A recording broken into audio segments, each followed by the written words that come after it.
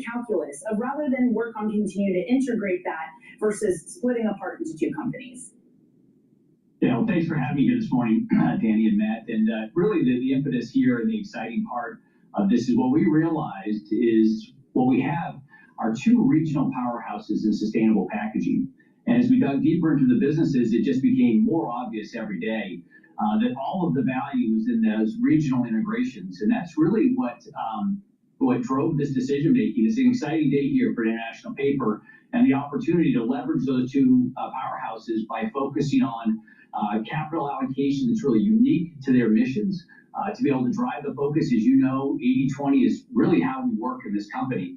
And that really says, hey, let's simplify the businesses, let's segment them, let's focus resources on what drives the most value and allow those businesses to thrive and become best in class in their markets.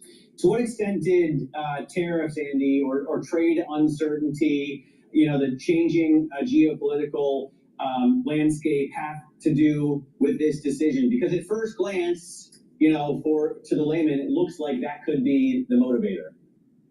Yeah, very little actually. At any point in time, you got to think about the geopolitical implications and all the forces that are shaping the world. But it's a moment in time, and when we're making decisions here at International Paper, we've got to think for the long term. We have to think for generations. And so, while that's a factor that you have to consider, it's really around the fact that all of the value is regional, and that's the really important message here: is the value is regional. And so let's focus on the customers, their distinct missions, distinct needs. Let's focus on the assets that need to be applied there, and critically, the capital allocation and the resource allocation to allow them to pursue those unique missions. Andy, another thing that's been weighing on CEOs' minds who have to deal with an international company, a global company, is weakness in the dollar and how that's impacting various FX effects of earnings and revenue coming in. How are you thinking about that, especially with splitting your business into these local divisions? Yeah, Danny, when it comes down to it, that's really not a decision point in a moment in time. The strength of the dollar in any single period, not really a factor here in decision making. Again, the focus has got to be on the long term, on the structural dynamics of the business, what allows value creation to happen, how customers behave, how the markets behave, and then therefore how we apply our resources to drive value. And so, again, you gotta take the time to really understand what's happening in the geopolitical context, what's happening to trade pressures, what's happening to capital flows. But ultimately, again, I've got to be thinking about decades. One of the things that I find really interesting about this business, and I love about this business, is we have to think long term. The capital investments that we're making, how market structures evolve over time, those are really long-term plays, and we've got to be thinking about maximizing long-term value creation, not short-term gyrations in markets. You do have, this is a 4-year low, so it's not that short-term for the dollar, and we're looking at forecasts for it to continue to sink. Nonetheless, it puts you in a relatively good position, right? Because you have something like 65 packaging plants around the U.S. You produce, I think, like 70% of your paper here. Hello, my name is Dr. Paul Cottrell. We are live streaming on Rumble and YouTube, and also my website, the-studio-reykjavik.com. Thank you for joining. I greatly appreciate it. Please share the links and ask your social media to follow me. You can follow me on lots of different modalities. You can follow me on YouTube, Brighteon, Bitchute, and Rumble. You can follow me on TikTok, X and GETTR, Substack, Patreon. You can also help support the work that I do by sharing the links, asking your social media to follow me, and help support the work by donating. You can donate through Stripe, PayPal, or buy me a coffee on my website, the-studio-reykjavik.com. You can also listen to archived podcasts, the audio version of them, on my website under Broadcast Radio. You can also listen on Apple Podcast and Podomatic. The live streams are also under Broadcast Live on my website, and News Generation under Broadcast Paper. So there's many ways to consume the content that I create. All of this is for free. I put all of this out there for free. So please help support the work by getting the products, by donating and sharing the links. Thank you for joining. I greatly appreciate it. So they were talking about the dollar being at a 4-year low. Well, Matt's the talking head on Bloomberg. All right. He's not paying attention to that. You want to take a look at the 10-year average, because the 4-year low is including that era we called COVID. And don't you think that what was happening during COVID was a 3 or 5 sigma event? Yes. So what you really want to do is take a look at the 10 or 15-year historical average for the dollar. And we're pretty close to that. So it's not a big deal. But everyone's looking at it. It's lower than a 4-year low. Well, yeah.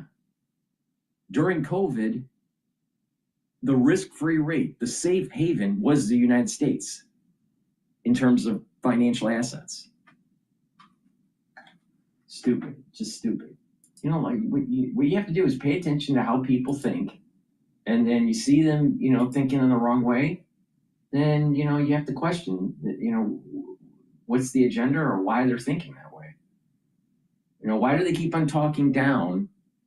Why are the talking heads on the business channels talking negatively about Trump's goals of weakening the dollar and bringing back manufacturing? All right, because when we have a weaker dollar, other companies outside the United States that want to build in the United States, they get more bang for their buck because everything is going to be priced in dollars. All right, when they transfer over that money, they'll convert. If they take yen and they convert it to a weaker dollar, it'll convert to more dollar bills. All right, while they're building out their plant or their business in the United States. So it's going to help FDI. Second, it's going to help our exporters. And by weakening the dollar, it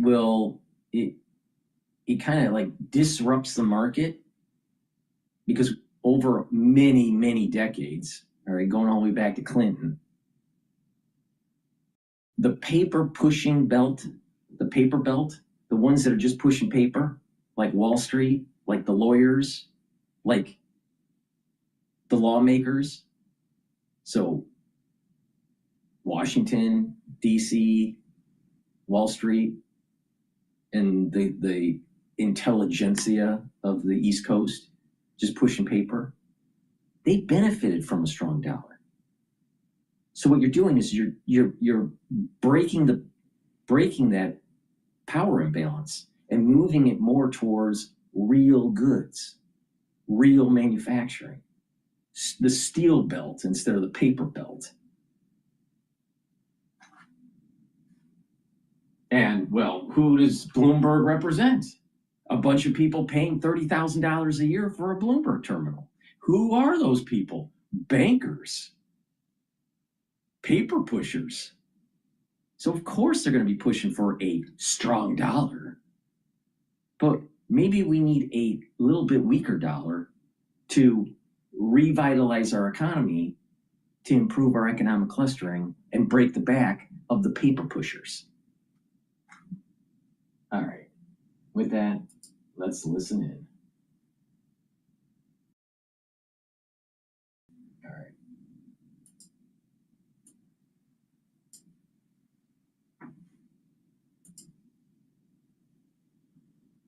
What's going on here?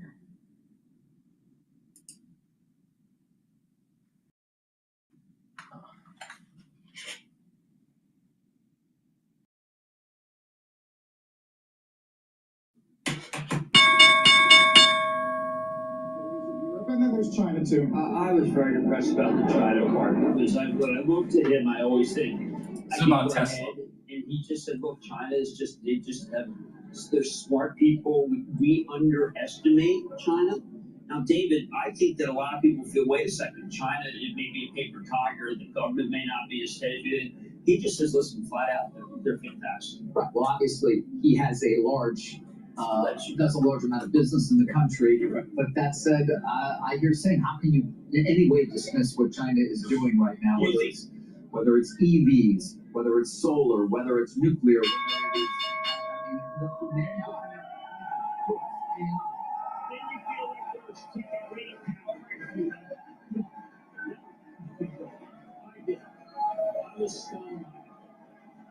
Let's get the opening bell here in the CBC real-time exchange. Big board this morning with satellite network workspace systems celebrating an IPO. After Nasdaq is Bitchute, is growing.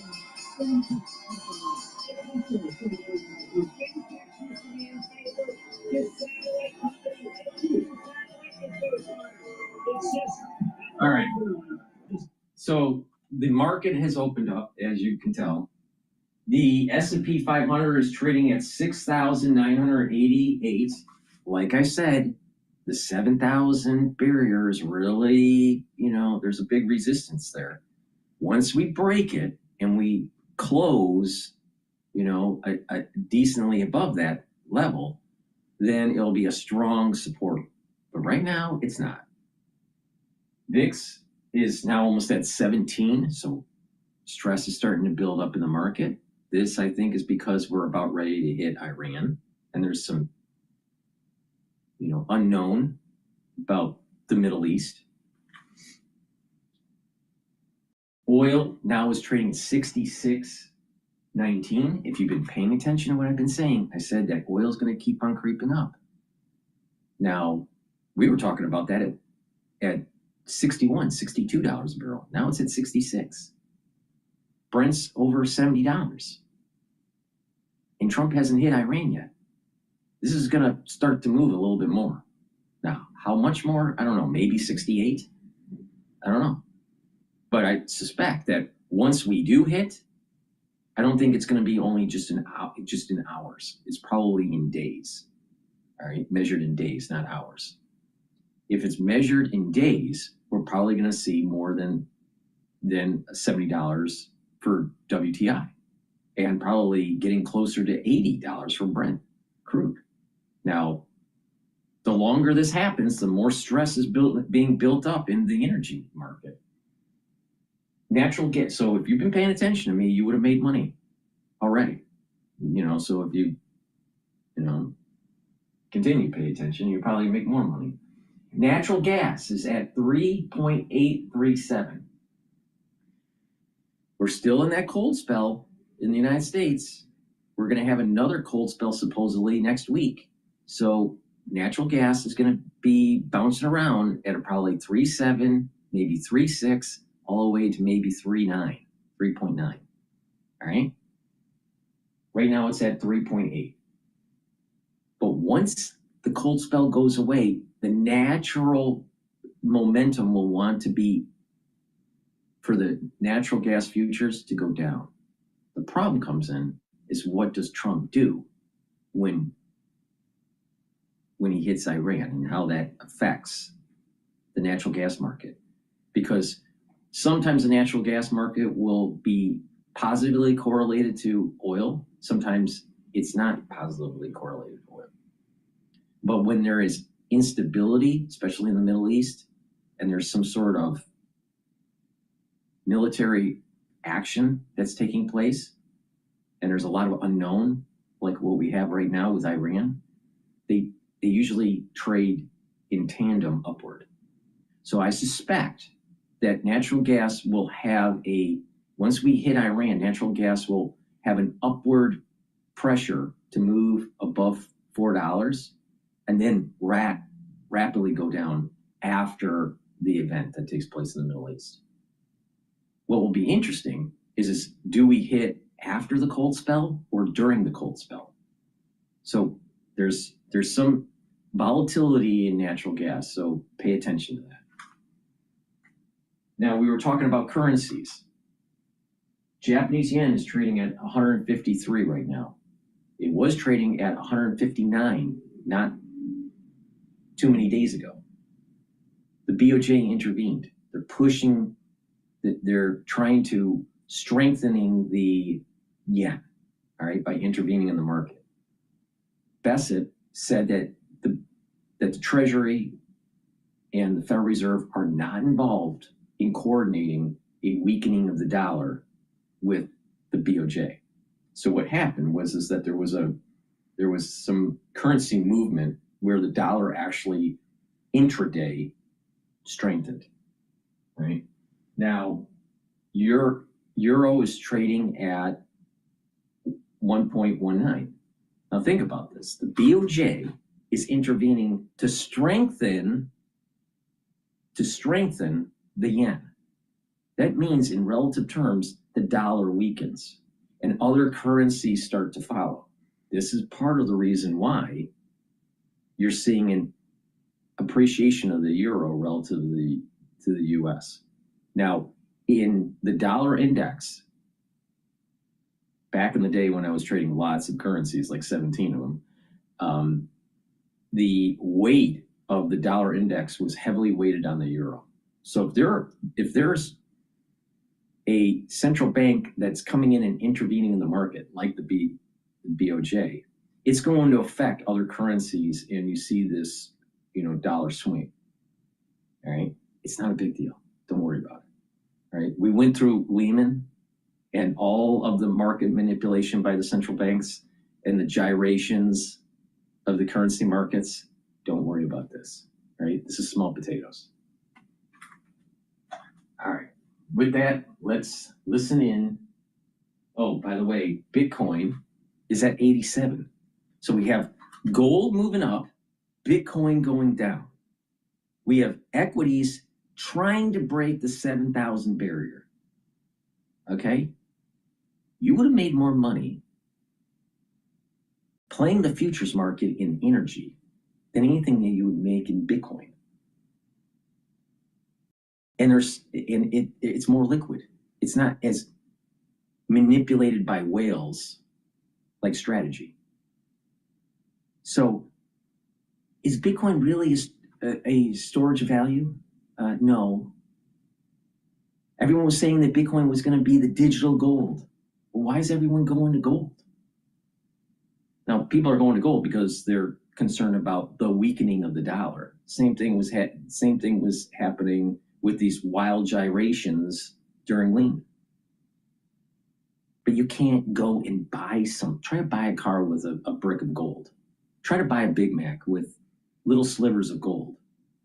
Try to buy anything with gold. It's a perceived storage of value to try to hedge through currency market undulations.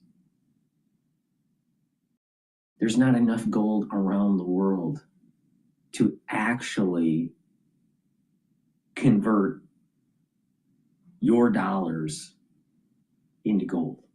So there's really no safe haven. We have a fiat currency. People don't understand this. You can't most people that are in gold, they're in like a cash position, like what is like a cash position. It's not like you're settling in gold. All right. Now, if you're a bank, you are, but I mean, you're not a bank. So if you buy an ETF in gold, you're not. It's just a cash position. It's a derivative. It's not settled in a physical asset. And oh, by the way, when you add up all of the contracts out there, there's not enough gold in the world. So if everyone wanted to cash in, there would be people out of luck. So is it really a safe haven? This is the reason why once your economy grows to a certain point beyond some sort of base metal, you have to go fiat. Because if you don't, it's deflationary.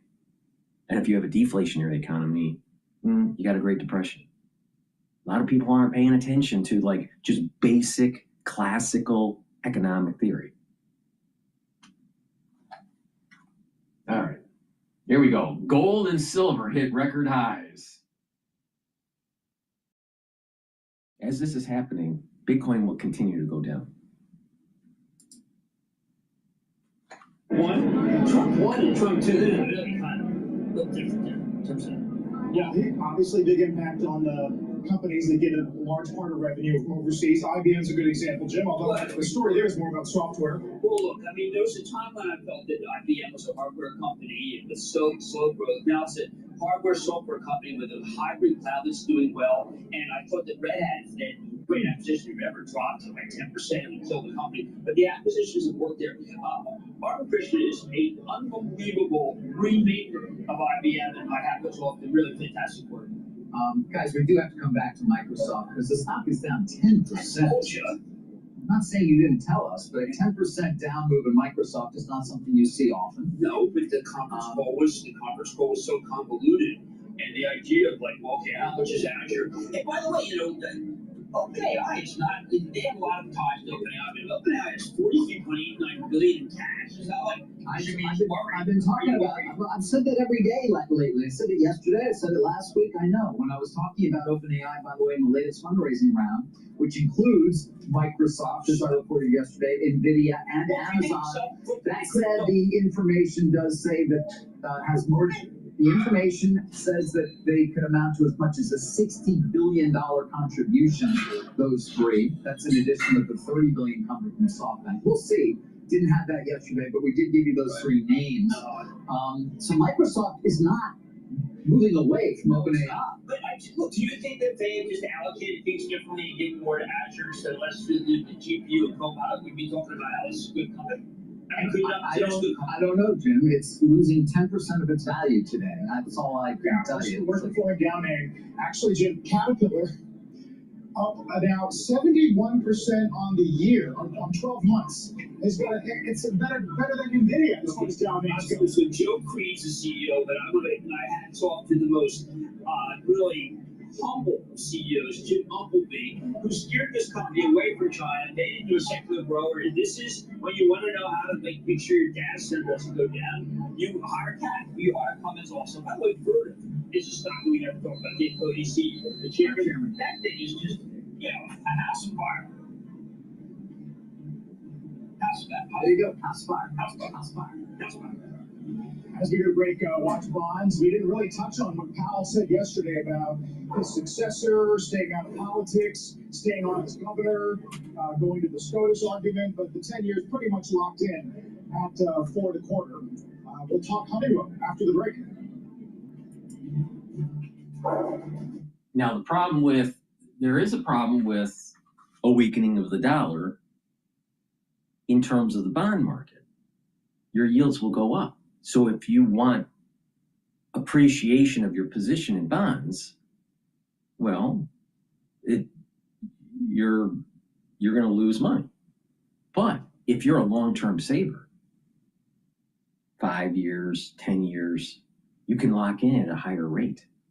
So you get a better yield. And then when you hold it to maturity, chances are the dollar will probably strengthen. So you make money even on your principal that you invested in the bond. The bond price will actually go up when you sell it. And you've been locked in on a annual coupon at a higher rate. So it depends on if you're a long-term saver or not. Now, people that are getting ready to move some assets out of equities and into higher yielding bonds, fixed income, that's actually a good idea. So a lot of people aren't paying attention here about the weakening of the dollar is a good thing. But you still think that Bitcoin is good? Still think that Bitcoin is going to save the world? Still? Really? Please go to my store, the-studio-reykjavik.com, and get the structural nanosilver products that I offer. I have a structural nanosilver toothpaste that will neutralize, whiten your teeth, freshen your breath, improve your oral cavity. And when you have a good oral cavity, you're helping your cardiovascular health. A lot of people don't understand bacteria can lead to plaque formation and valvular disease. You don't want that. So please go to my store, get the structural nanosilver toothpaste. It has no fluoride in it because fluoride makes you stupid. All right, you don't want to be stupid. So structural nanosilver toothpaste, take it every day, use it every day. all right? Improve the health of your oral cavity. And it, like I said, it neutralizes. Super important during the winter season and other seasons that seem to be having things floating around. All right? Pay attention. If you follow my lead, you'll be just fine. Silver gel, structural nano silver gels. I have it in 2 types. I have it in the quick dispenser type, and I also have it in the tube form. You use it the same way. If you have a cut, an abrasion, or a minor burn, put the gel on the lesion. It will help to heal it quicker. Why? Because it keeps it clean. Clean lesions heal quicker. All right. You can use it as a daily skincare. You can put it topically on your skin, and it will help to improve the health of your skin. This stacks really well also with the collagen, the C60, vitamin C, and resveratrol to help with an overall skincare protocol that you can get on my store. Now, there's another purpose for the gels, and that is if you're not feeling well or someone around you is not feeling well because of the cold season, put it on your hands, around your mouth, around your eyes, around your ears, around your nose, lightly coat your nostrils. They'll stay active for 5.5 hours. You can do that with Perel. Perel evaporates in 30 seconds and damages your skin. This helps heal your skin and stays active for 5.5 hours. Which one would you prefer to have? You want this gel, all right? In addition, by lightly coating your nostrils, if you have a runny nose, what will happen is it'll help to reduce the drainage. And most people, when that is happening, they also have soreness for their nostrils. This will help to relieve that soreness. So, and when you sleep, when you're not feeling well because of a runny, your nose is running or whatever, you'll be able to breathe better throughout your sleep. All right. So this will help to dry it up and allow you to breathe. So there's a lot of different reasons why you need to take this. So please go to my store, the-studio-reykjavik.com, and get the great products that I offer. I also have structural nano silver soaps. They're very high quality. They help the health of your skin. You can get it in charcoal tea tree, lemongrass, and in peppermint. Get a few bars for your household. Use this every day to improve your skin. Use discount 5. You get $5 off any order. All caps, discount 5. And this is a great way to help neutralize and improve your health. Please go to my store, the-studio-reykjavik.com.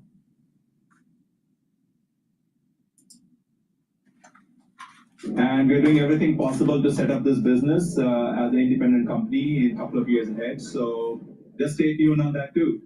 Yes, I think only you and IBM are actually commercial and quantum. I think to point out now. The vision that you were going with, industrial automation, you mentioned that you're doing some cleanup. If you did the cleanup, what would the organic growth look like? Would it be far greater than we see right now? Yeah, so we are setting up both the aerospace business and automation business for a great setup. Aerospace is going to grow high single in the cycle, and automation, to your question, we're setting it up to grow mid-single organic growth with the earnings growth of high single in a typical year. And we are not really exposed to one big trend. We are much more of a secular trend across multiple end markets we serve in buildings, in process markets, in industrial, which gives me a confidence that, this is going to be a secular growth story in the times ahead. And we are absolutely committed to deliver high single-digit earnings growth to our share owners in the future years. Well, I've got to tell you, when I read through it, I realized that you're probably at a nexus where you can tell us about AI, what it does for jobs, whether it's a force multiplier or whether people are being laid off because of it. Where do you stand on AI, noticing that the plethora of businesses you have, they all sound like they're short workers, and you can't find them. So what do you do? So, Tim, if you look at the AI in context of There's something weird going on live now about something about election fraud here. Fix that will likely be discussed there as President Trump posts this morning on Truth Social, quote, Trump won big, crooked election. Again, you can watch that full cabinet meeting here starting around 11 a.m. Eastern time. We do have to sneak away for our final 2-minute commercial break of the hour at 9:49 on the East Coast and 6:49 on the West Coast. You're watching Live Now from Fox. We'll be right back. Let's go back. More productive because our customers are getting less trained people to run their operation. Think about maintenance technician, think about operators. As less people are available, the physical AI world we are playing in is going to make them more productive and protect their revenue stream. So this is going to become an important feature of the automation business to drive our growth. And I'm really excited about it. I've been in this industry, Jim, for 35 years. I have not been excited anytime more in terms of opportunities it's going to create in the next 5 to 10 years with this physical AI momentum we have with us. Jim also asked about Honeywell itself in terms of how you're using various AI tools and/or using it to create efficiency. I mean, what can you tell us in terms of what the roadmap looks like for your company in 2026, for example? So, two things I would say. On the function side, we have been using AI for software testing for a while, nearly 18 months now, customer service. So that should be surprising. What exciting is we are deploying AI for automation of a lot of our work in which we do engineering of our equipment. So we write specifications for every equipment we have to deliver to our customer, for every special solution or a project. That requires So basically the user manuals are being generated by AI now instead of actually the engineers or the lower administrative staff to make these manuals. So the AI is generating it quicker. They probably fed the AI a bunch of manuals, and if you change some specs, then the same kind of logic behind the scenes on automating anything that a lawyer does in terms of contracts. All right, so you're reducing lower end jobs that usually are for entry-level positions or junior positions, eliminating them and having the AI do it. Testing code. Okay, all right, you have automated that. Probably will find, more problems with the code by using the AI to run simulations with the code that you're generating for these machines that you're programming. Okay, I can see that. But the reality of the situation is that they're getting, quote, efficiencies, meaning their revenues are the same and their costs are lower. All right? So at a individual business level, it sounds like great. You should invest in Honeywell. Okay. What about every single company doing this? Now you understand why 10 or 12% unemployment with people that are coming out of college. Because they can't find jobs. Because all the junior jobs are done by AI. Meanwhile, Sam Altman is a billionaire on paper. So basically what has happened is that you zoom out, there's a gigantic wealth transfer, at least on paper, to people that are generating these LLMs and building these AI companies like Anthropic and Palantir and all this, right? And they've taken that money away from the youth that were going to have jobs. So who's going to pay for the debt that has been issued decade after decade after decade? Who's going to pay the $38 trillion debt? It's usually workers, not AI. Big problem here.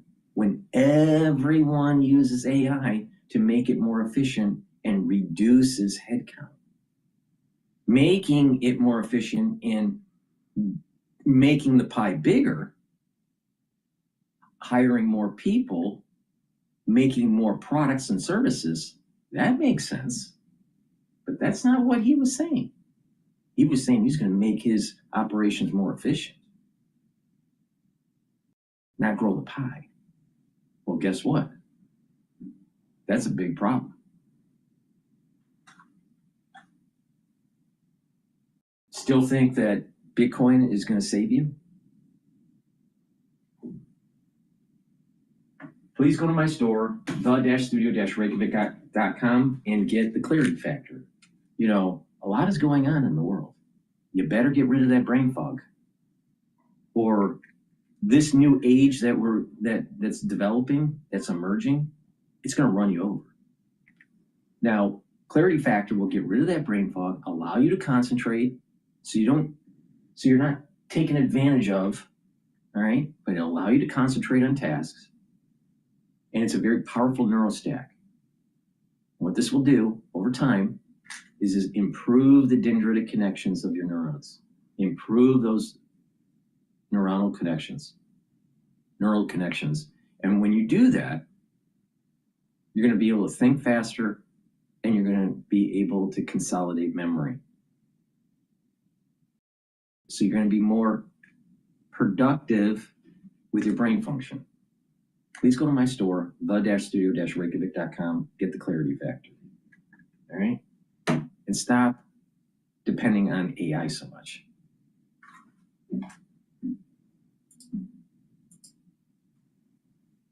And AI eats their lunch. Yeah, no, it's one of the biggest questions that I have. When we look at, some of them are huge companies, right? And previously, the reason they're so big is because they had such huge margins. But those margins are going to get shrunk when people start using AI. Like Joe Weisenthal of the Odd Lots podcast is coding his own programs. Yeah, he loves Claude. A really interesting episode on that. By the way, we were showing a little teaser of it coming Good up point. next week on Wednesday. Follow the Money with Bloomberg Deals, my new show that dives deep into coverage of the biggest mergers, power players, private capital, and capital flows shaping global markets. And it starts next Wednesday, appointment viewing. But coming up in the next hour, we're going to talk even more deals, AI infrastructure with I2 co-founder Sadek Wahba. All right, I want to listen into Live Now about Powell. They just opened up this investigation around all the office remodels and the cost overruns that have happened around this. The Fed's independent, and there seems to be bipartisan support to keep it independent. So how much this pressure tactic is going to work, hard to say. It does make you kind of scratch your head when you look at the numbers, though. It's big. It's $2.5 billion, yes. I think, is what the office renovations were, and it was way over budget. I'm not going to take a side on this, but it seems like a lot of government projects go over budget. So There is that. We have a history of that for sure. Yeah. Gold toilets and whatnot. Yes. Yeah. Yes. All right, Pat. Well, thanks for coming in. A big thank you there to our Fox 9 Minneapolis team. Of course, we've been checking in with them. A big part of the overrun was inflation. Rates are too high from the Federal Reserve. If you have a project that you, especially a long-term project like construction and renovation, and it's in a swamp. So you got to deal with the foundation and dealing with water and the water table and, soft foundations. Renovations, underground, big problem all the time. So isn't it ironic that part of the cost overrun at the Federal Reserve is because rates are too high? How ironic. Please go to my store, the-studio-reykjavik.com, and get the vitamin C and magnesium. This will help with your skin health, boost up your immune system, and help with brain function. Magnesium and zinc will boost up your immune system and help with brain function. Magnesium is really important also to improve the efficacy of vitamin D3.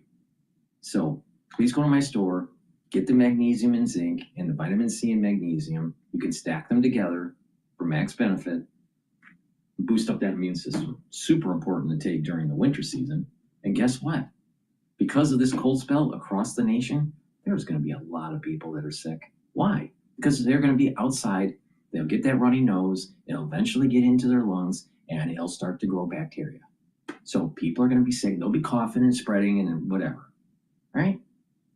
Lots of people in the United States are going to be sick. So you better start boosting up your immune system.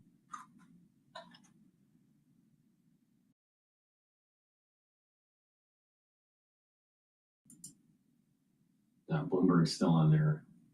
Okay, let's listen into Bloomberg here. A minute global news whenever and wherever it happens. I'm Hesla Dahmen in Davos, Switzerland.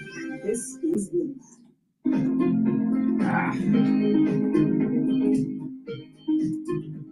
Let's go to. Let's take a look at some of the things that are happening with Taiwan, maybe. No, all right. Let's talk about this. So, Pretty, the individual that was shot in Minneapolis, there's a new video that came out that showed days before his assassination by ICE. All right, days before, he was I think it was a week before, he was kicking ICE vehicles and broke the taillight and having very aggressive discussions with ICE. So let's play that video. This is on CNN, so we'll see how they spin it. But this is interesting because what this shows is a pattern of behavior. So yesterday, before this video came out, everyone was demonizing Kristi Noem and Stephen Miller, you know, saying that this individual was a domestic terrorist. All right. You know, maybe Stephen Miller wasn't that far off. So we're going to play the CNN version first, maybe the Fox version after, depending on what happens here. Oh, factory orders for November, 2.7 versus 1.3. So factory orders skyrocketed. Oh. So this is breaking news. This is the lovely part of this show is that you got to jump around here. 3 is the best since, well, March of last year. Now strip out transportation and it's up 4/10. Well, that's a tenth lighter than the rear view mirror, which was up 0.5%. If we look at capital good orders, non-defense ex-air proxy for capital spending, it moves down from 0.7 to 0.4, and that is something to pay attention to. 0.4 would only be the loftiest when you change that to September when it was up 1%. And finally, let's switch to shipment. Okay. All right. What's going on here? 0.2, half of what we looked at mid-month of 0.4, not good. Now let's look at wholesale inventories, up 0.2, exactly as expected. If you look at the sales side, we're expecting minus a 10. Zoom, up 1.3. That equals July of last year to find a higher number here to Feb of last year. Very, very quickly. This morning we saw the trade deficit go up, and it went up because exports went down, imports went up. That is a GDP buster. We're going to lose a little horsepower on GDP. So we want to pay attention to Atlantic GDP now. Our last read was 5.3999. We'll call it 5.4. Most likely it's going to lose a few tenths or more. Sarah, back to you. Okay, Rick, thank you very much. It's post-Fed day, and so normally we dissect every word of Fed Chair Powell's news conference to determine what it's going to do. Let's go back to CNN here. But factory orders are better. And November wholesale inventories are in line, 0.2 versus 0.2% higher. When I saw Cup of Pug go live, that's when. New video of Alex Petty was the man shot and killed by federal agents over the weekend. But this video is from another encounter that was more than a week before he was gunned down. The video was first posted by the news movement and appears to show Petty wearing a brown jacket January and 13th. kicking out the taillight. And then he kicks the taillight. Agents then get out of their car. Peaceful guy. The encounter lasts a few seconds before Petty is let go. At one point, a gun is seen in his waistband, but it's unclear if agents saw it. Agents then deploy tear gas and walk away. In another video, we hear from Petty moments after agents leave. You okay? You okay? I'm okay. Are we all okay? Are we all safe? You okay? So the Department of Homeland Security says it is reviewing this footage. President Trump hasn't commented on it publicly, but he has been reposting the commentary from social media. So, for example, comments like this from his supporters, which say that, Freddie, quote, such a peaceful protester, and he is a domestic terrorist. The mayor of Minneapolis, Jacob Frey, said he hadn't seen the new video during CNN's town hall, but he also says it doesn't matter. Are we actually making the argument that Ep30 should be killed for something that happened like 11 days prior to the shooting itself? No, that's not the issue. That's not the issue. The issue is showing a pattern of behavior where he was impeding or being aggressive to ICE agents and potentially affecting their life. Remember, he had a gun, right? So the bottom line here is that ICE is there to round up the worst of the illegal aliens, the criminals. Well, an illegal alien is a criminal by definition, right? They're illegal. So, but the worst of the worst, the mayor and the governor were preventing ICE from doing their job and letting these protesters impede ICE's operations. You listen to these protesters, what are they saying? They're saying, we're protecting our citizens. Well, wait a minute here. They're illegal aliens. Why are you protecting them? Liberal mindset. This is the problem with the liberals. So every time you see a liberal and you're a conservative, you need to push back. If they keep on saying Trump is super bad, you got to push back and say, there's no president that's all the time bad. There were some good things about Biden. There were some good things about Barack Obama. I can't think of any right now, but I'm sure that there were. I'm being facetious. But the point here is that every president has good and bad.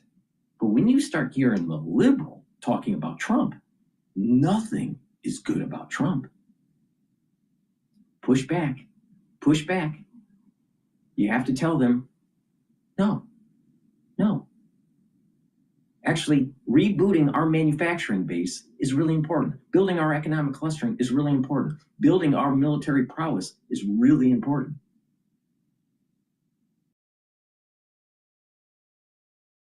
It's about God. It's about God, country, and family. That is the virtue of a better age.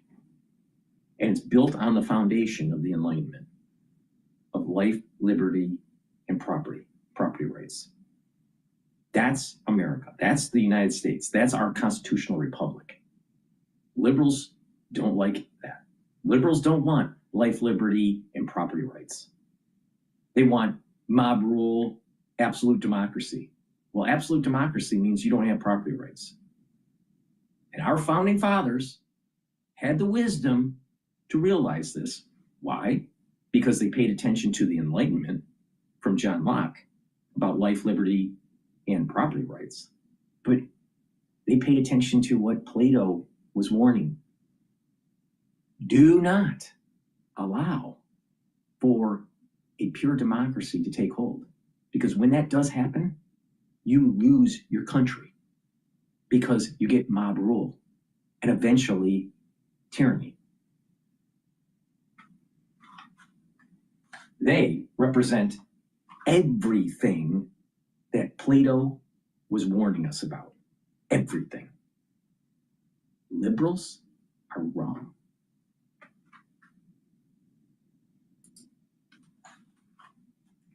Circumstances that actually led to the killing and what took place. And those circumstances, I mean, you can believe. The bottom line is this. He shouldn't have been impeding ICE. You know, by the way, he was already super aggressive a week before. So he already was tilting on, an aggressive behavior. And a chaotic event happened. A scuffle took place. And unfortunately, he he was killed. But the thing is, you can't blame the ICE agents because he shouldn't have been doing what Preddy shouldn't have been doing what he was doing on the day he died, nor the week before. Now, does it justify, quote, him being killed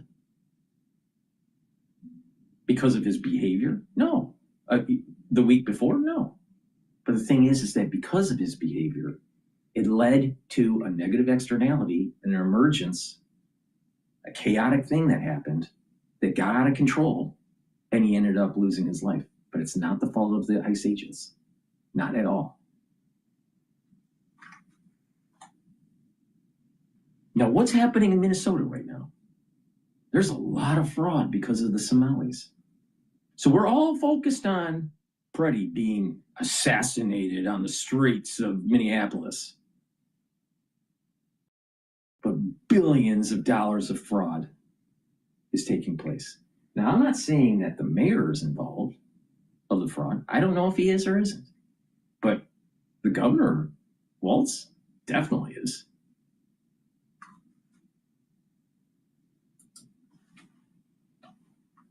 Own two eyes.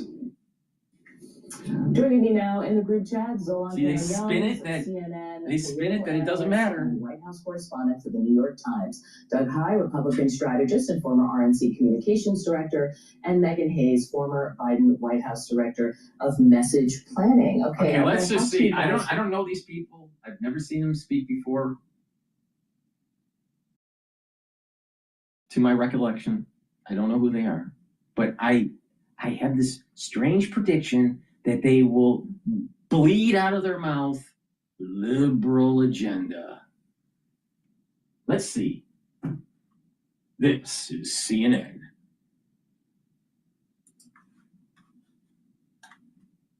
This video coming out sort of created more fuel for the people who say that Preddy was an agitator, that he was putting himself. He was an agitator. By definition. For the messaging, for the White House, as we've sort of struggled the last couple of days. What do you think they're going to be doing with this video, and does it change things? In some ways, it does. It is agitating, and it is putting yourself in harm's way. And ultimately, that shouldn't matter for what happens 11 days earlier. But everything in our discourse is so weaponized, has been for a long time. So I think if we go back to the Rodney King beating, after that we heard, well, Rodney King did this, and it turned out 6 months later Rodney King did that. None of that had any real relevance to the actions that police did on a highway in Los Angeles. But in our political discourse, we know this is going to be used. We know it's going to be weaponized. And as we talk about de-escalation, I would hope that everybody can de-escalate a little bit. Everybody can exhale. We're going to keep talking about that. The S&P 500 is trading at 6,924. Bitcoin just broke a support level. It had a support level at 85,700. It's below that now. It's trading at 85,000. 85,580 right now. Still think that Bitcoin is the savior for your portfolio? I don't think so.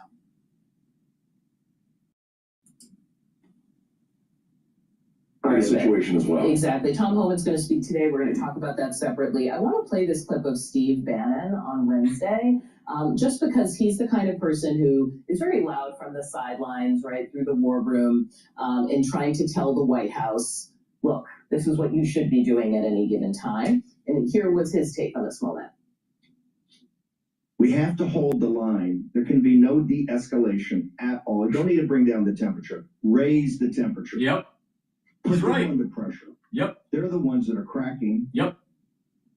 Absolutely. Absolutely. No, I mean, I think that that's inflammatory and disgusting, and I don't know what his reasoning is for saying that. It might be because he wants Christine Elm out, and if they keep raising the temperature, she'll inevitably say something stupid again and maybe lose her job this time. But I do think that what he did 11 days prior to being killed doesn't change the fact that he was still murdered. If you want to surface that video and he's still alive and charge him with something retroactively, that would be a different conversation, but you can't. Well, I don't understand the context of what So I just think it is it's kind of a silly conversation to have. It just shows, again, how long this has been going on and how people are just so enraged, and it just keeps going. And my impression from Bannon's clip here, now it's maybe taken out of context, so we got to be very careful of that because it's CNN. I thought Bannon was for ICE getting the illegals out. Now, let me understand. Let me listen to Bannon again here. From this moment. We have to hold the line. There can be no de-escalation at all. You don't need to bring down the temperature. Raise the temperature.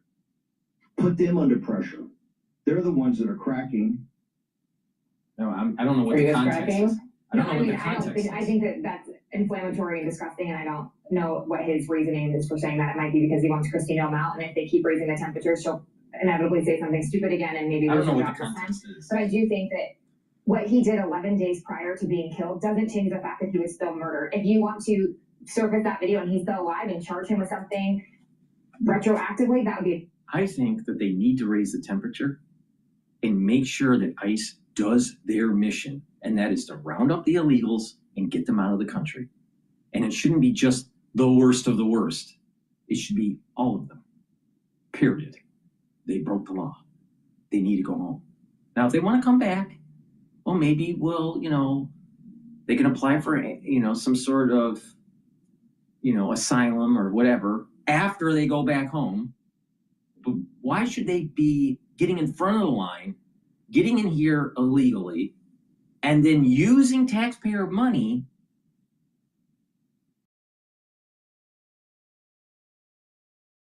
for social services, while that taxpayer money could have gone to our veterans and our elderly?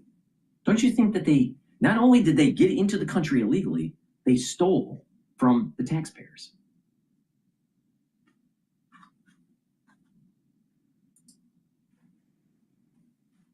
Conversation, but you can't do that because the man is no longer living. So I just think it's kind of a silly conversation to have. It just shows, again, how long this has been going on and how people are just so enraged, and it just keeps going. And so this is what's going to continue to happen. You're going to have people continue to go to the street. These people are enraged because Orange Man bad, always.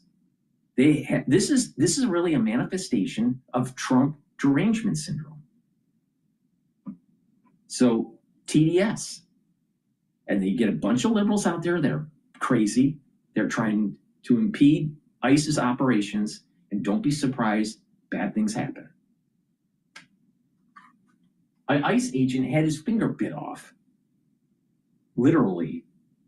I'm not talking metaphorically here. Literally. The liberals in Minneapolis that are protesting are animals. Because an animal would act like that. They're animals. They're animals. And if you come across a wild animal that has rabies, what are you supposed to do? What do you do to old Yeller when he had rabies?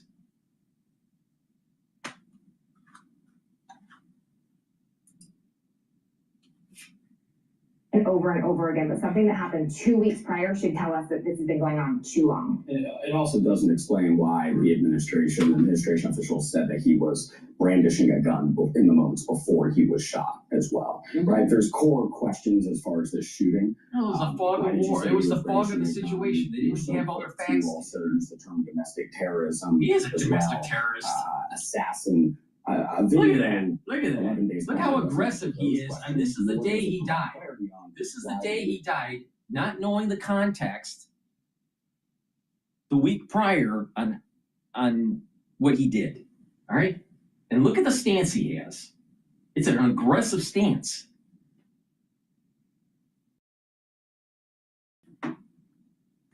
How much does CNN actually play about officers, ICE agents, having issues with the protesters while they're doing their job? And impeding an ICE agent doing their job is actually an illegal activity. No, what this is that this is a man, I'll tell you, and a lot of people won't fully appreciate the visceral, metaphysical concept that I'm going to bring up here. This is very similar to this social unrest that was building up during the Vietnam War. during when the baby boomers were going to college, right? They hated the Vietnam War. They hated Lyndon Johnson. They hated Nixon, right? And it just kept on boiling and boiling and boiling. And unfortunately, certain incidents happened where, there was rioting and there was towns being burnt down and people were hurt or killed. National Guard came in certain situations in Detroit and also with Berkeley.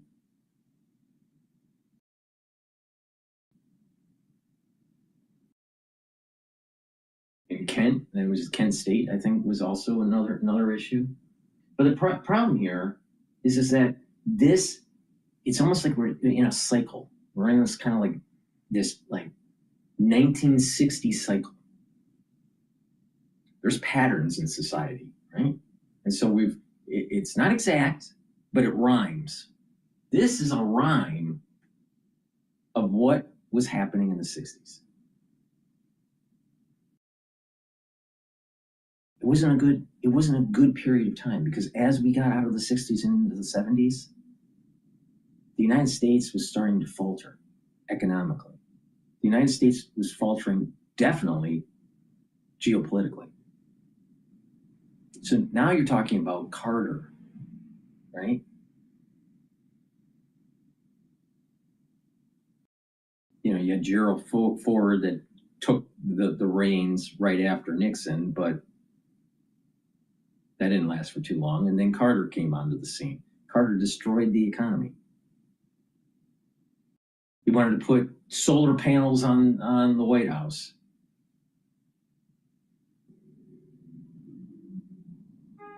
Thought that energy was depleting.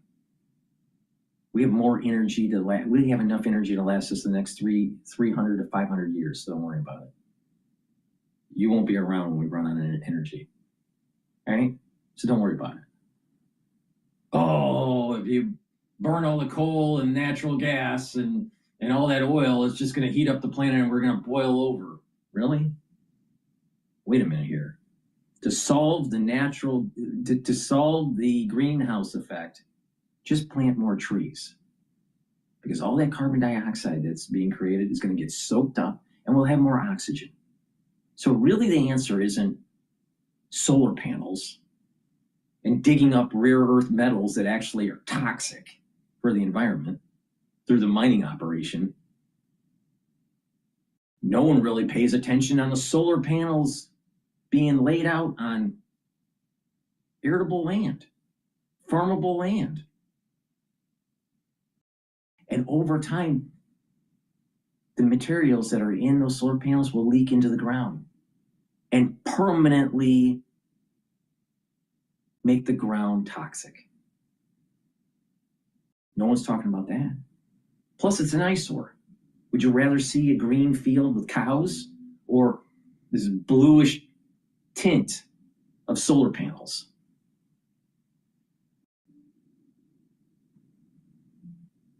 So we're in this cycle. We're in this kind of like rhyming cycle of fib sequence.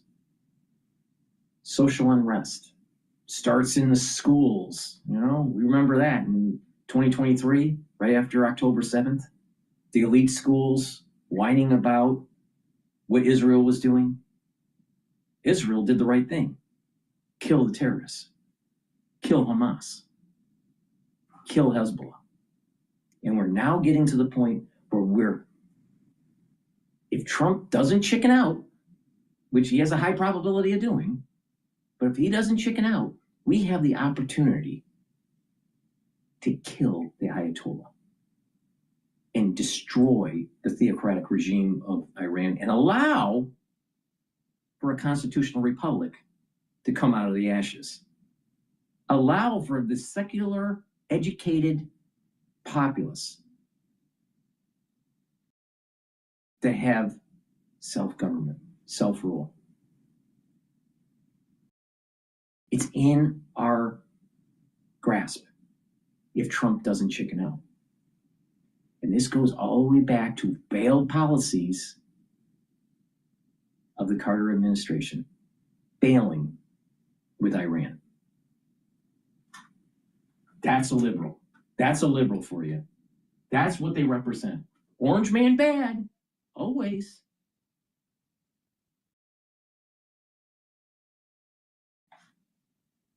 But he was a nurse. He cared about people. Really. Really.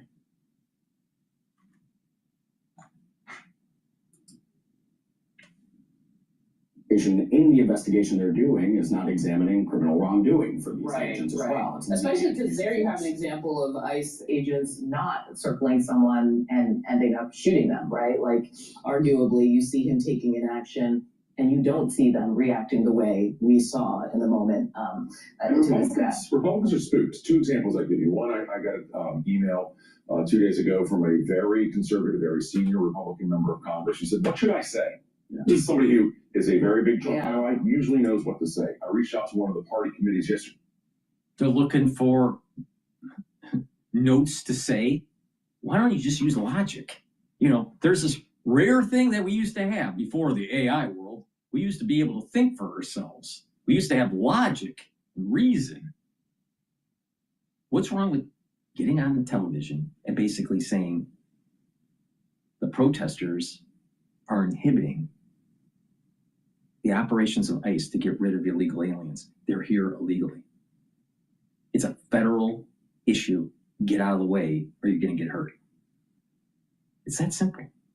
Well, you know, maybe Trump is an executor of the, of these protests. No, that's not what happens.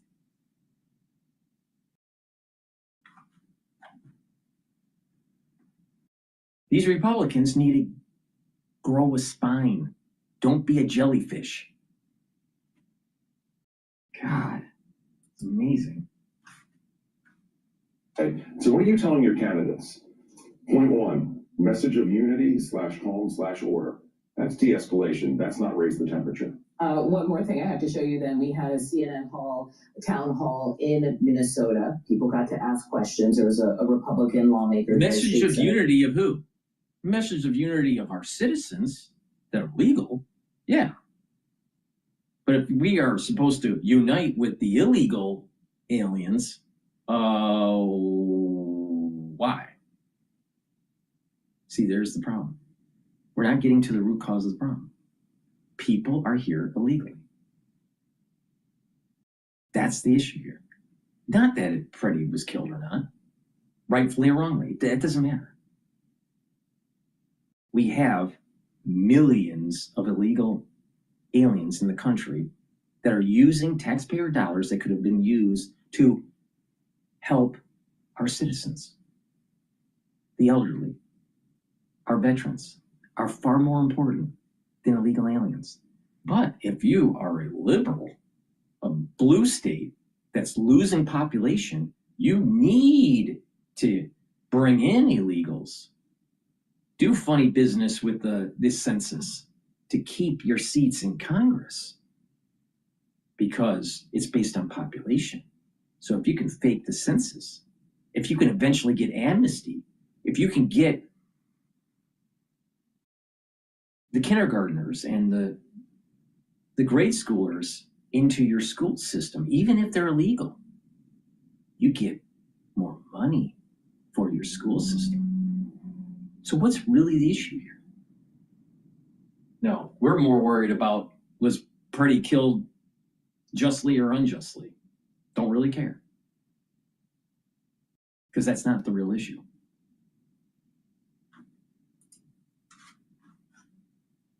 Michael Holmstrom, and he was trying to talk about the way the president has handled this moment. I want you to hear not just what he says, but how the crowd reacts after. President Trump met with these leaders, and he came out and he said great things about them. If you read in his post, he was very complimentary, and it was repudiated with more insults from the leaders here in Minnesota. The olive branch is constantly extended, and it's swatted away because of anger and resentment. See, this is the problem with the liberal. It's the same fucking issue that was happening in the 1960s. Nixon was bad. All right? Nixon was all bad, according to them.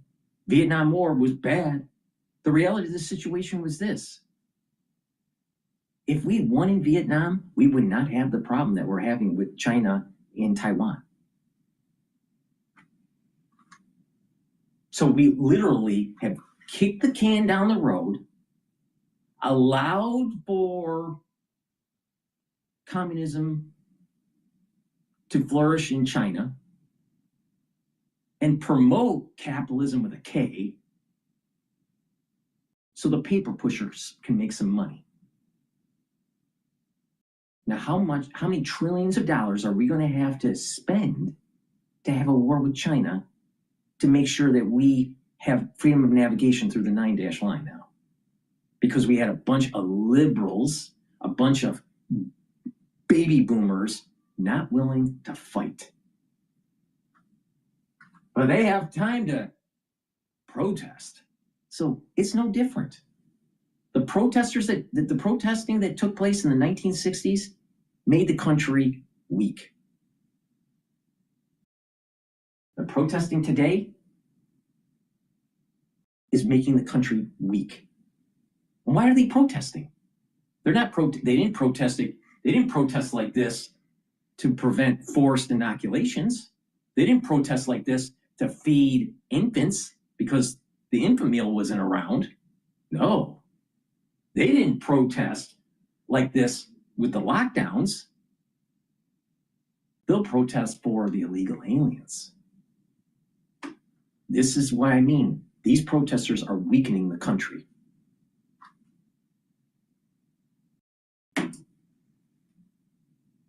Laughter. There are moments you remember all your life. Abercrombie and Kent. Life well traveled.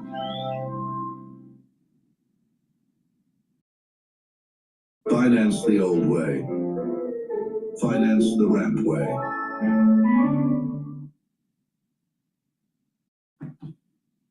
Laughter.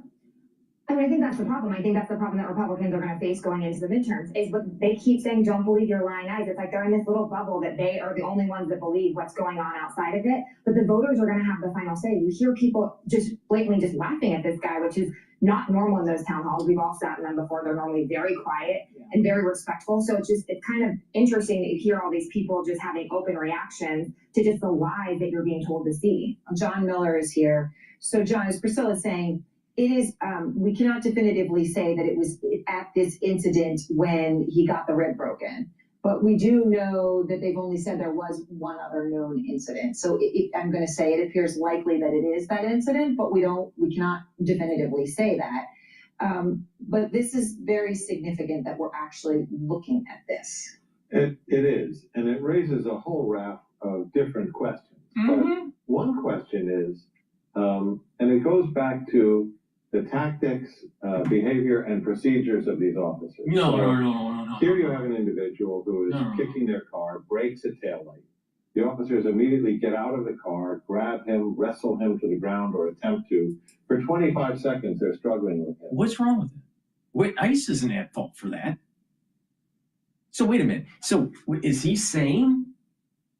I mean,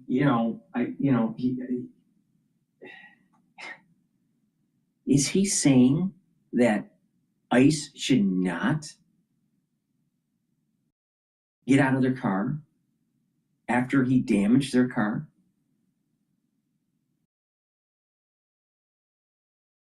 And subdue the perpetrator? What? This is upside down logic. That it's the fault of ICE? Well, wait a minute. Oh, the tactics? The problem is that the protesters are inhibiting federal operations to get rid of illegal aliens. Why is this even in discussion? Why is this a problem with the liberals? That it's the ISIS fault? No, it's not ICE's fault. No, absolutely not. We wouldn't have this problem. Purdy would be alive. The ICE agent wouldn't have had his finger bit off. Good would be alive if Joe Biden didn't have an unfettered immigration policy and a porous border. Biden let all these illegals in.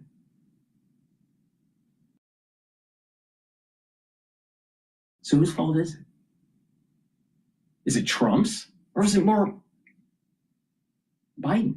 Or better yet, what about the border czar Harris?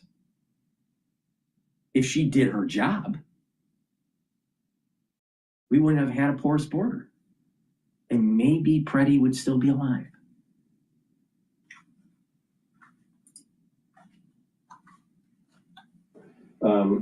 It does not appear that during that time, even though he wriggles out of his coat and escapes their grasp, that they detect or know that he has a loaded firearm in the small of his back in a holster. Right. So they missed that.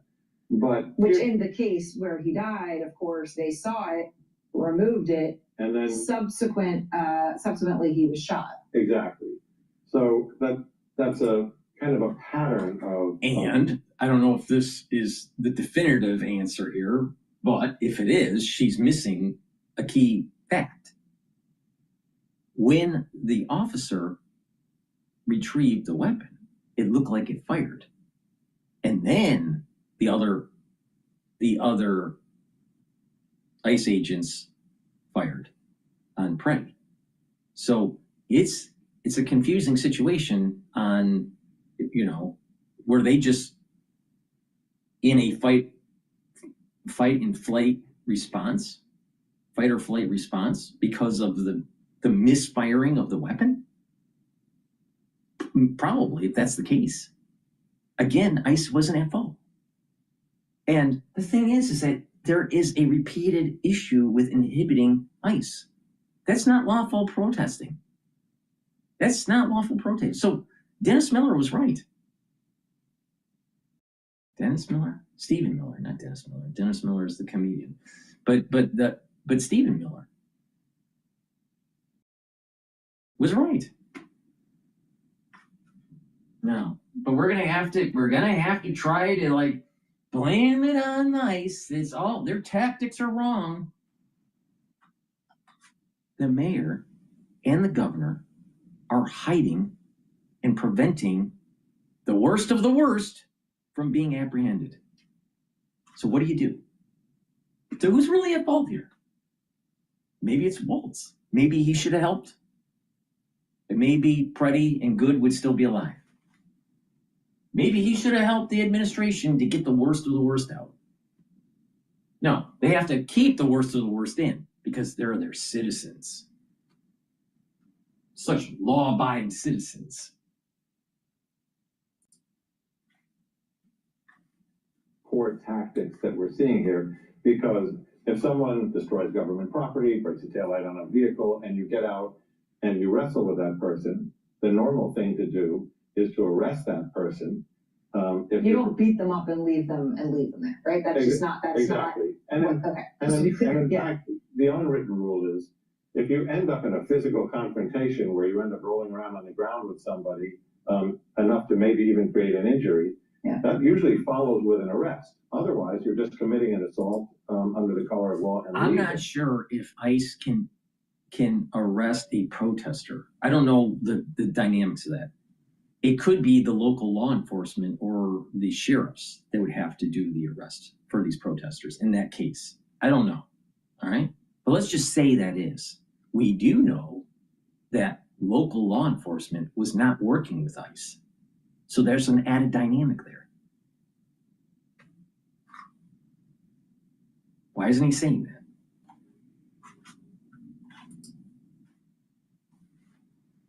So the fact that they didn't take police action is another deficit in kind of, what are the rules of engagement and what does law have to do with it? Right, so I had operating some outside the confusion law, with the outside of local precedent, police. outside of They're norm, not outside working of with it. training, sloppy, all of that true.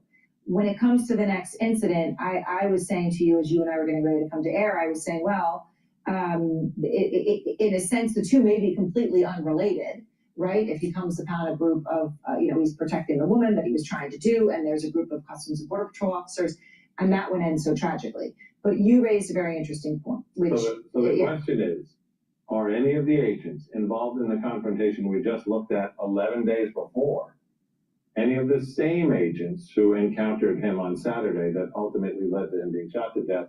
In other words, one of the questions we've been asking as we look at that video is, the government narrative, the first version was he approached agents with a gun. In fact, when you look at the videos, they approached him rather aggressively, and we don't know the answer to this, but if they were the same agents from the earlier encounter, were they still upset? Were they angry at him over what he did to their car, of the fact that they tried to arrest him? Or maybe, if it was, I doubt it was the same agents, but if it was the same agents,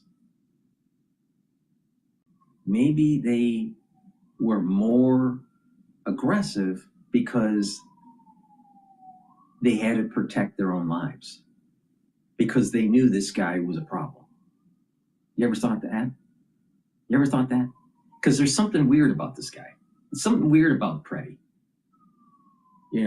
Don't think that he was just all lily white and that, he was just someone that wanted to save humanity because he was a nurse. Because I don't think that's the case. I think there was something a little bit loose in the, some screws loose in his brain. Maybe he should have took Clarity Factor.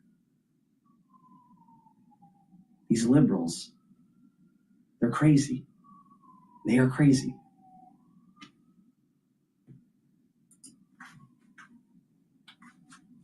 Was that a factor? And until we figure out which agents were at both encounters, we won't know that. No, and obviously they have, none of that information has been released, although, of course, as we point out, Attorney General Bondi is very quick to release mugshots of people that they arrested today, but we don't yet know. Okay, now we're going to play the Fox News version of this to see how they handle it.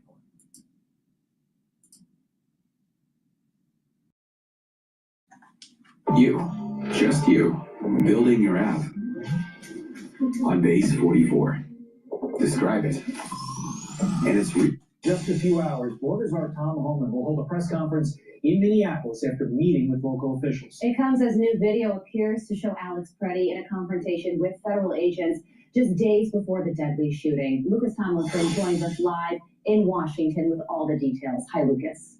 Well, good early morning, Carly and Todd. A new video has surfaced showing the 37-year-old Department of Veterans Affairs ICU nurse Alex Preddy spitting at federal agents and kicking a government vehicle, resulting in the destruction of the back right taillight and some questioning Preddy's reputation for being nonviolent. The incident took place 11 days before he was shot and killed by federal agents. Those federal agents were placed on administrative leave. A family representative confirms it's Preddy. In the video, the family knew about the incident and that Preddy was injured but did not receive medical care. A family attorney says, quote, a week before Alex was gunned down in the street, despite posing no threat to anyone, he was violently assaulted by a group of ICE agents. Nothing that happened a full week before could possibly have justified Alex's killing at the hands of ICE on January 24th. Here was Minneapolis Mayor Jacob Frey last night. There was a general agreement that what has been happening for these last several weeks should not be happening into the future. Now, I made it very clear that Operation Metro Surge needs to end. Did Tom Homan say he would end it?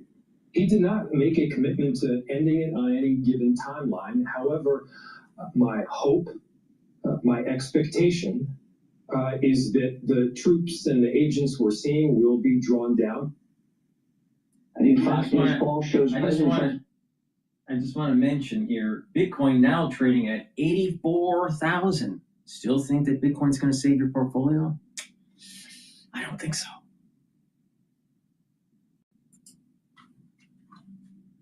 Performance on border security, 52% approve, 47% disapprove.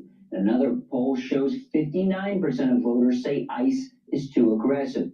Another poll shows 49% of registered voters think local governments like Minneapolis should cooperate with ICE. Mayor Fry says he does not 50-50 plan split. to do that. It's almost a Voters 50-50 Tom Holman split. will hold his first news conference in Minneapolis at 8 a.m. Eastern after replacing Greg Bovino as the lead of ICE operations in the city. Carly, Todd? All right, we'll be certainly watching that. Lucas Thompson live for us in Washington.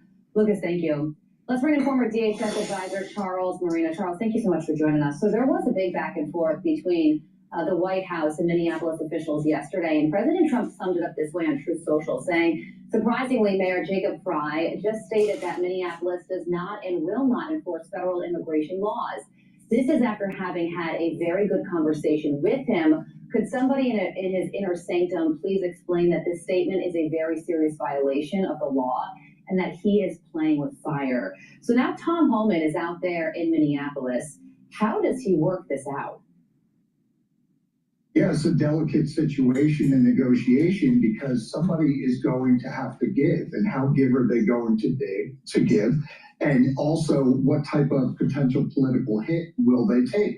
Tom Holman's been clear from the very start of what ICE wants from local communities, including sanctuary cities, and that is to let ICE into the jails, to prioritize those public safety threats in the country illegally, allow state and local law enforcement to work alongside ICE to help them achieve their mission and also provide some level of protection and honor all of these detainers. That is, stop re-releasing these criminals in the country illegally back out onto the street, turn them over to ICE to be handed off. So I expect Tom Holman this morning to restate the case of the White House, which has said, look, this would not have been as messy as it has been if sanctuary cities were to work more collaboratively with us. And look, Charles, I completely understand that threading the needle on this is extremely difficult, but do you share the concern that many other people have shared that a concession by the White House on any part of this will just lead to more unrest in other cities beyond Minneapolis? It will, because if we look at Minneapolis as the case study, it will prove to other sanctuary locations that you can influence through incitement, through obstruction, through threats, the way that ICE goes about its mission. And that's a horrible message to... And this is exactly what I've been stating. This is what happened during the 1960s. The baby boomers got out of control with their flower power and their love, free love, right? And destroyed the world, destroyed our economy in the process. And then once they became adults and they started working after they got out of college, after they dodged the draft, all right, they started working. Now let's think about this. Most of the debt that has incurred in the United States, the $38 trillion, has been under the political leadership of the baby boomers. Think about that. Let that sit in. It's a selfish generation. Now what we got is another selfish generation. The easiest thing for Minneapolis to do is say, look, we're going to help you prioritize the public safety threats that you want, Tom Holman, and can you please shrink down this current operation that's underway so that you can really focus on the threats that you're after. And I think that would be an acceptable response to the White House right now. But the problem is, if they cave in on that one issue and that one issue alone, they are stepping away from their own sanctuary policies. And what kind of a hit within the Democratic Party are they willing to take? Charles, this video of Alex Preddy is new, and his family's attorneys have responded to it. What's your take on this new footage?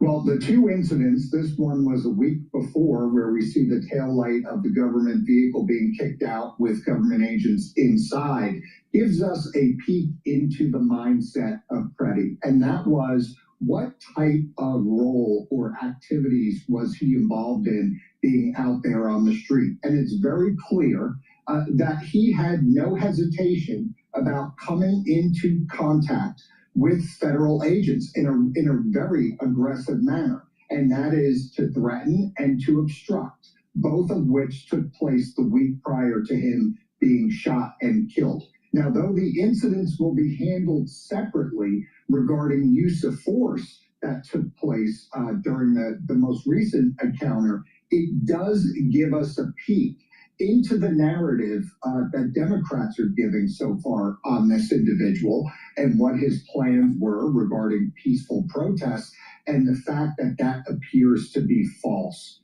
So if activity and behavior is consistent between the first incident and the second incident, then it kind of changes the narrative of how this may have played out with federal agents that had to use deadly force. Yeah, I think this really sets up a legal battle with regard to state of mind and when state of mind actually kicks in. I know there's a lot of conflicting case law on this. Be interesting to see how it all shakes out. Yeah. I want to go back to your first answer. You said somebody's going to have to blink first. Quickly, who blinks first, Charles?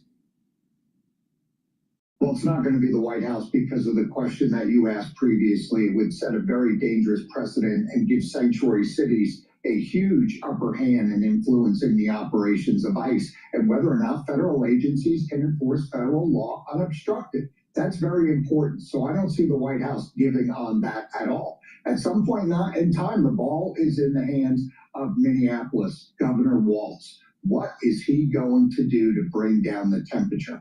Right now, since that first meeting with Tom Homan, we have not seen much. So we're currently still in a stalemate.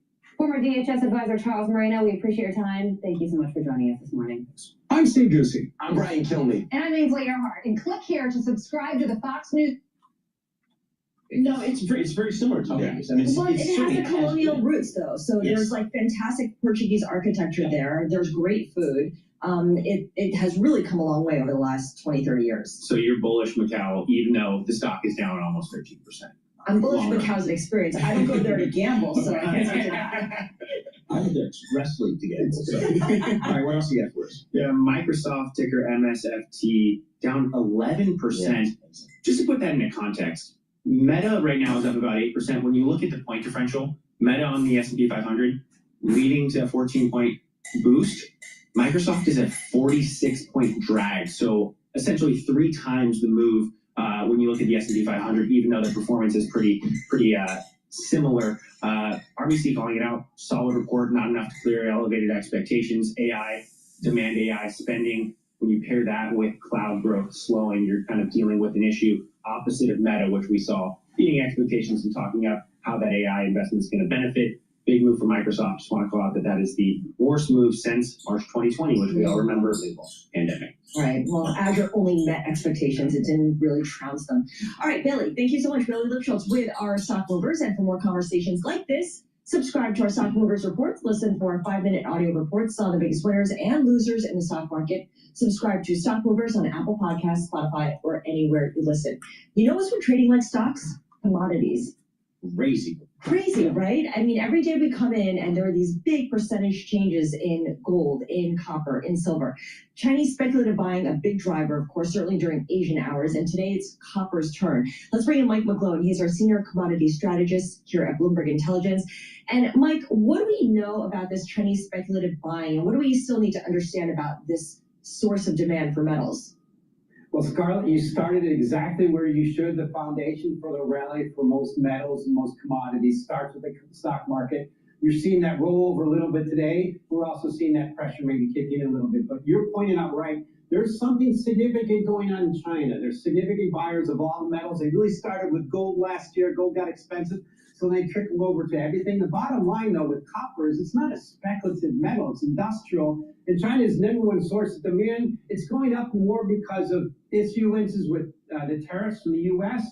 and supply constraints. And I'm very concerned that I'm very concerned as long as the stock market gets going up, it's fine, but I'm afraid it's going to tilt back lower. But here's a key thing that's oftentimes directional for copper. Iron ore hasn't been doing well. Chinese bond yields haven't been going up. They've been going down. So I think by this time at the end of the year, we're going to look at the metals like we are cryptos now.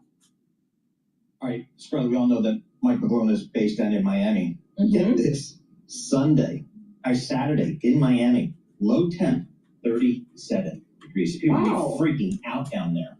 That's brutal for Miami. Brutal. I mean, fortunately, Mike McGlow knows how to deal with this because he comes from here. He's a grizzled guy from the Midwest.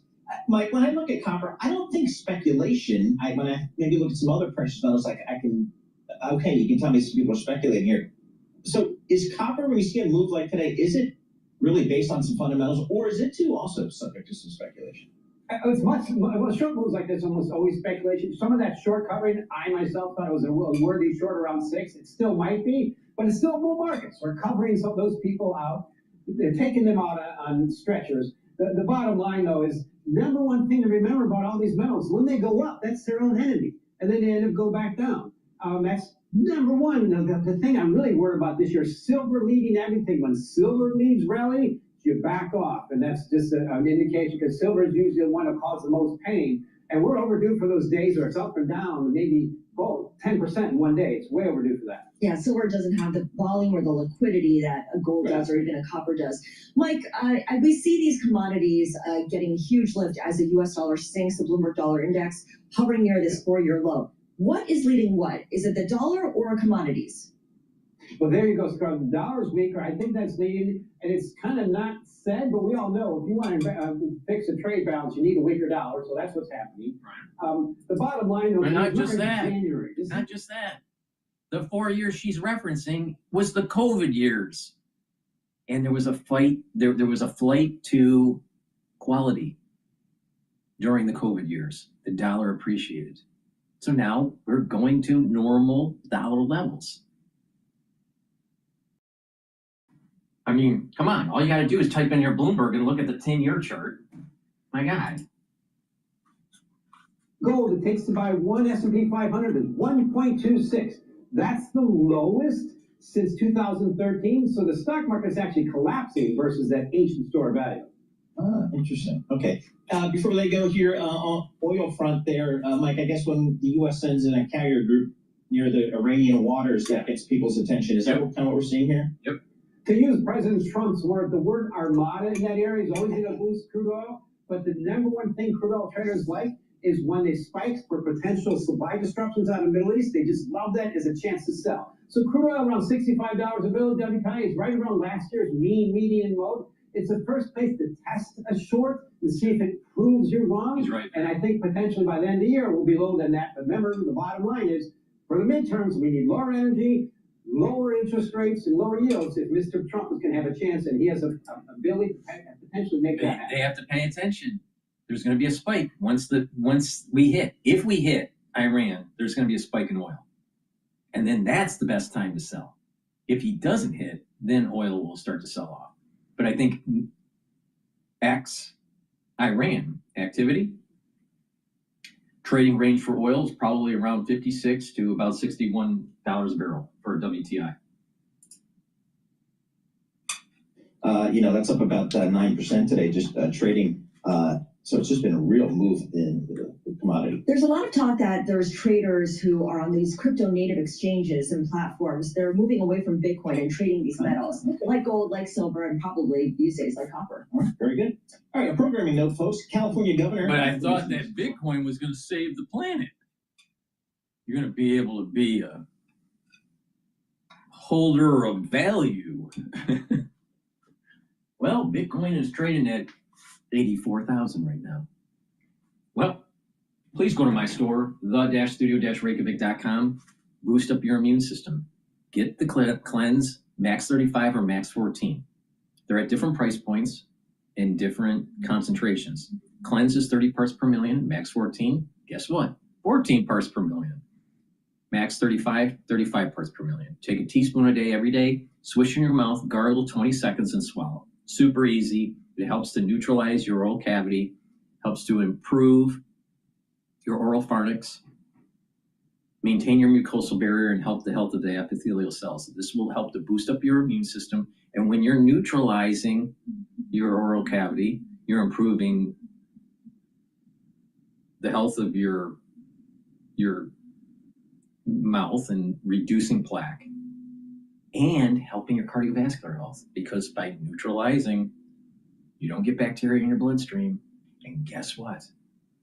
You're reducing the chances of plaque, and you are reducing valvular disease. A lot of people don't realize bad oral hygiene actually affects your heart. So please go to my store, get the Cleanse, Max 35 or Max 14. I also have dual purpose deodorants. Use them as a daily deodorant, but they will also help to detoxify your body. Why? Because it's made from essential oils from the Himalayas. And these essential oils will help to detoxify your body. It will help to improve your immune system and your endocrine system. Get the citrus or the peppermint lavender and a tea tree. These deodorants for males or females. Take it, use it every day, and help with your immune system.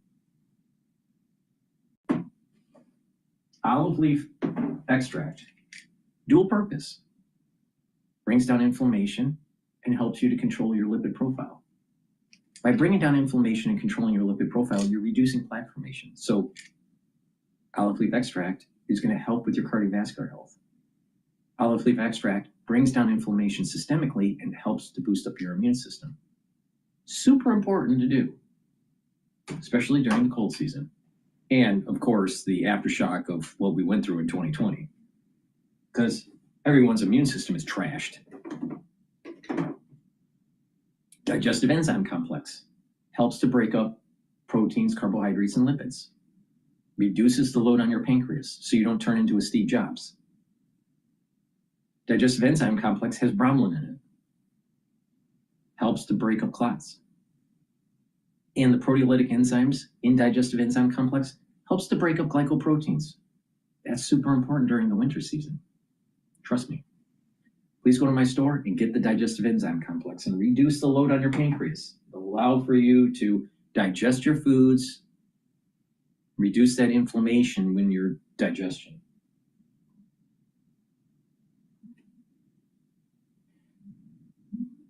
And lastly, if you have a bruise, pulled muscle, sore joints, even a headache, apply this on your skin.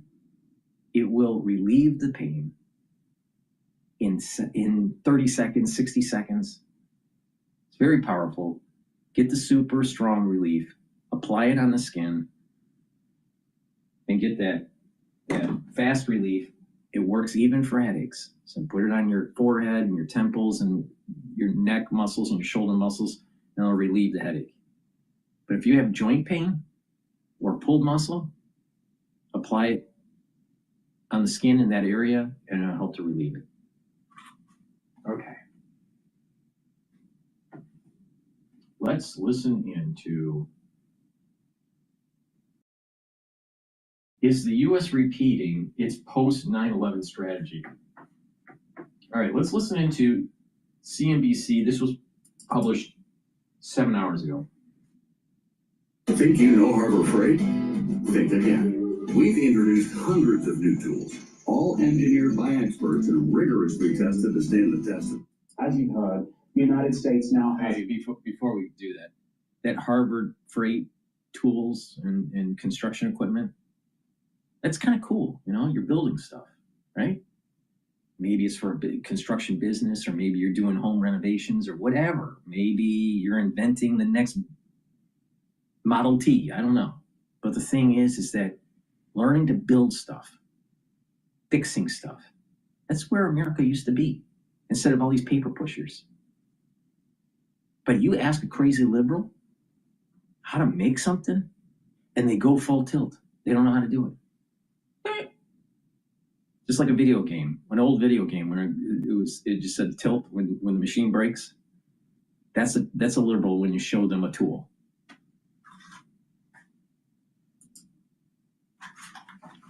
Carrier strike group positioned near Iran, and Iran says it has the finger on the trigger. How close are we, Admiral, in your view, to a military confrontation? Well, I don't know. It's difficult to say, Dan. The rhetoric has been heating up for some time now.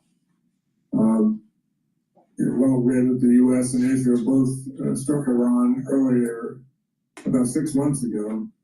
And it's pretty obvious that the reaction of the regime to the protest and the slaughter of evidently many thousands of people in the streets got President Trump spun up again. So it's difficult to say. The U.S. has been pulling in some forces, obviously, to intimidate the Iranians and to try to get them to come to some agreement. I don't know exactly what the proposals may be that have been put forth.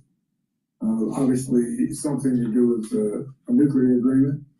And President Trump's also several times mentioned the actions against the people in the streets. So exactly what the aim of this particular escalation is rather difficult to say. And of course, President Trump says that he hopes Iran will make a deal.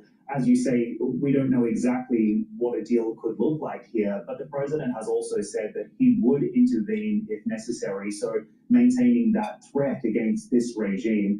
Admiral, can you paint a picture of what intervention may actually look like? You're aware of the U.S. military assets. The S&P 500 is down 1.4% right now. Now, supposedly it's because of Microsoft, but maybe Microsoft is the cover story and that we're getting ready to hit Iran. Across the region, you have an intimate knowledge of what the United States is actually capable of. What do you think it could do next? Sure, everyone's been focused on the arrival of the carrier strike group from the Pacific. It's in the area now. There are also a number of other ships that are already there and land-based assets. It was made a little bit more challenging by the information that came out today that indicated that Saudi Arabia and the UAE were not interested in allowing U.S. access to their airspace. That might cause a little bit of change in plan, but if there is, in fact, a plan to strike, the U.S. has a fair number of assets. But I'd say this. This isn't going to, in my opinion, usher the regime out the door. I would suspect these will be for a very specific purpose. There's probably some work left to be done after the strikes on the nuclear sites last year, and also there's quite a bit of damage to the Iranian air defenses, but I would expect they would have patched some of that together again. So exactly what the near-term objectives will be, we're just going to have to wait and see if, in fact, there is any military action. But right now, we're in the kind of war of words, the escalation of rhetoric, and I think it remains to be seen just what happens. It's clear that the neighborhood, the Gulf Arabs, are not interested in an open conflict, certainly one that brings them into it. But on the other hand, there's been long-standing anxiety about Iranian behavior going back 30, 40 plus years now. So when I was out there in the region, all of the neighbors asked me to do something about Iran. And when I said, well, what would you like me to do? And the answer was, we're not sure, but you've got to keep them in check. But don't start another war. So they kind of like to have their cake and eat it too. They like the regime to be gone, but there's really no appetite for a widespread conflict, and that's pretty understandable. Admiral, you mentioned the most important word there, which is strategy. And I wanted to ask you about this in particular because the all-new book really argues that the US repeatedly chose tactics over strategy after 9/11. When you look at this situation in the Middle East today, do you think we may be repeating that same mistakes now with Iran that you saw after 9/11? That is pressure first, political pressure first, and then strategy later. I'm afraid that you're probably spot on. In my experience, there's often little forethought given to the long-term effects of specific actions. So we've had a long period to study Iran. We've had about 45 years now of animosity and friction between our two countries. One would think by now we'd have some objectives lined up, and that may be the case, but it appears that right now there's a desire to do something and to smack the regime for their recent actions. And so whether step 2, step 3, step 4 have been thought out is a good question. And history is not good in that regard. Indeed, and the question that regional investors are also asking is, what is the day after plan? Admiral, you just suggested that this potential move from the United States is unlikely to usher out this regime. Do you believe that President Donald Trump wants regime change in Iran? I think he'd love it, but whether that's going to happen right now is an open question. The Iranians in this position are pretty vulnerable, I think, to a lot of pressure. They're under tremendous economic strain. I believe that was the primary instigation to the unrest and the protests in the streets recently. They're not particularly well off. They've been burned pretty badly in the region. Their surrogates, Hezbollah and Hamas and the Houthis in Yemen have taken a lot of shots to the chin and have been pretty quiet, frankly, for the last several months. So I think the Iranians are back on their heels, but it's not to say that they're about to collapse. And they've got, my opinion, a really tight grip on the population. They still enjoy support in many quarters of the country, but they are vulnerable right now. And I think that President Trump probably senses that vulnerability and would like to move, and one never knows. But from where I sit, I have yet to see a viable alternative to the current government. And people say, well, could be the IRGC might stage a coup. Well, that's just exchanging one for another. They've been empowered by the regime for decades and have reached their position of influence and power through the regime, so they're pretty much wedded at the hip. And I think any idea that group would suddenly change course or pick a different course of action regarding the neighborhood or the U.S., I think is wishful thinking. Do not get a consolidation loan into.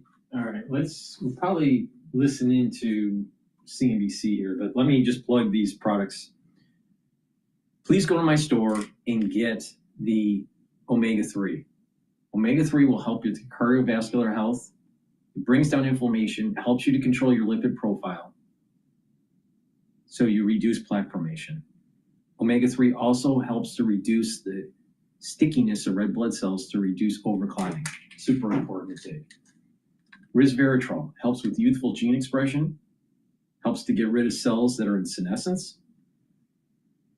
When you get rid of those cells that are in senescence in tissues that can regenerate because of adult stem cells, your average telomere length will be longer in the tissue. And you can age certain tissues by the telomere length and based on the methylation profile, the epigenetics of your cell. So it's really important to get resveratrol. Slow down the aging process. This helps with the basal layer for your skin. That's part of the reason why you look younger when you take resveratrol. And resveratrol stacks really well with C60. Resveratrol helps with the health of the mitochondria, and you'll have more ATP. Why? Because your mitochondria produces ATP, and if they're healthier, you have more energy. So please go to my store and get the resveratrol. All right.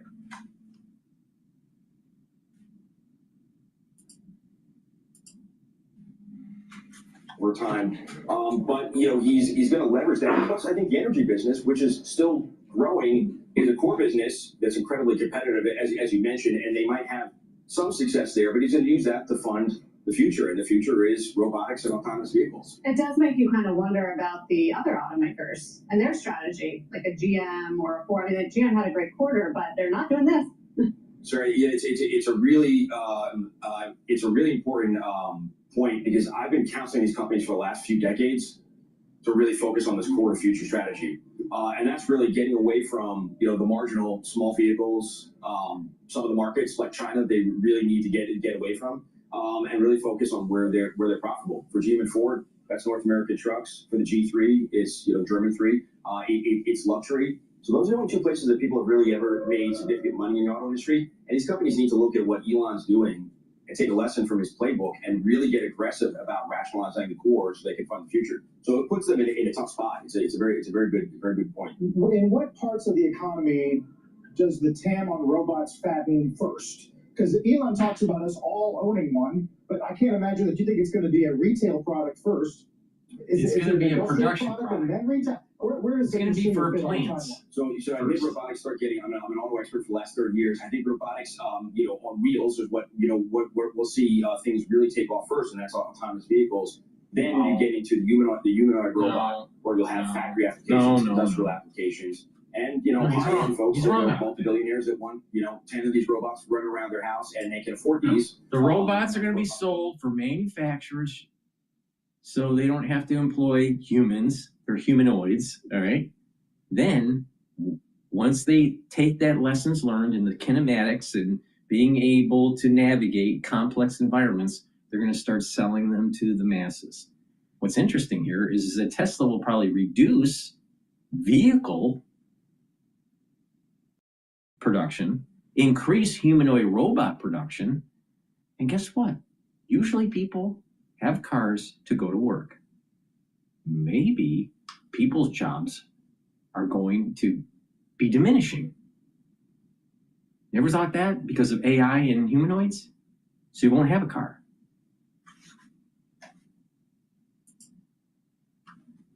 We can save time by organizing traffic in city centers. I just got stuck in traffic on the way here, as well as getting higher speed travel on highways. And I think that is really where you get real productivity gains in the economy by saving time with this autonomous technology. So yes, I think that's a big part of the value creation over time. Maybe not just for Tesla, but hopefully the rest of the industry as well.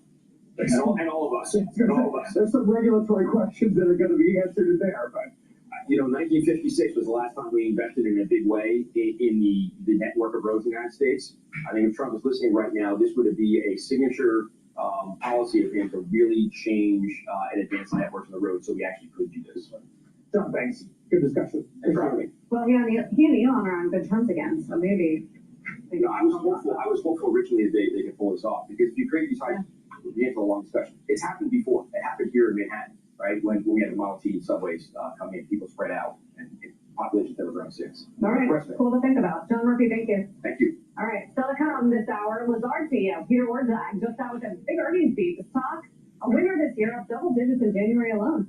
Newberger Berman up sits out look for emerging markets led by a couple key countries. We will get to that when Money Movers comes right back.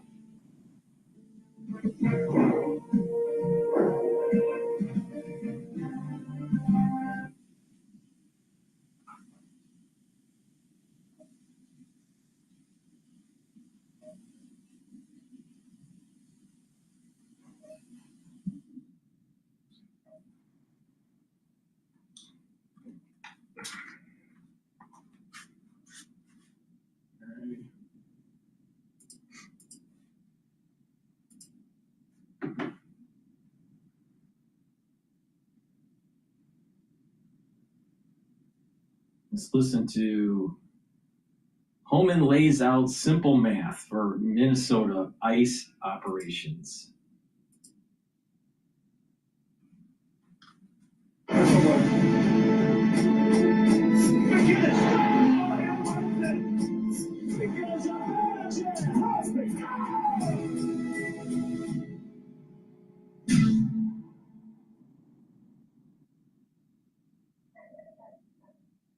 Salesforce is an incredibly important and strategic investment for Indeed. It was sort of a light bulb moment.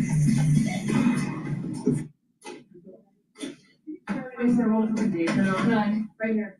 Thank you so much, Mr. Homan, for on the Associated Press. Based on how you have described these changes in the mission, can you be more specific about the objectives of Operation Macro Surge?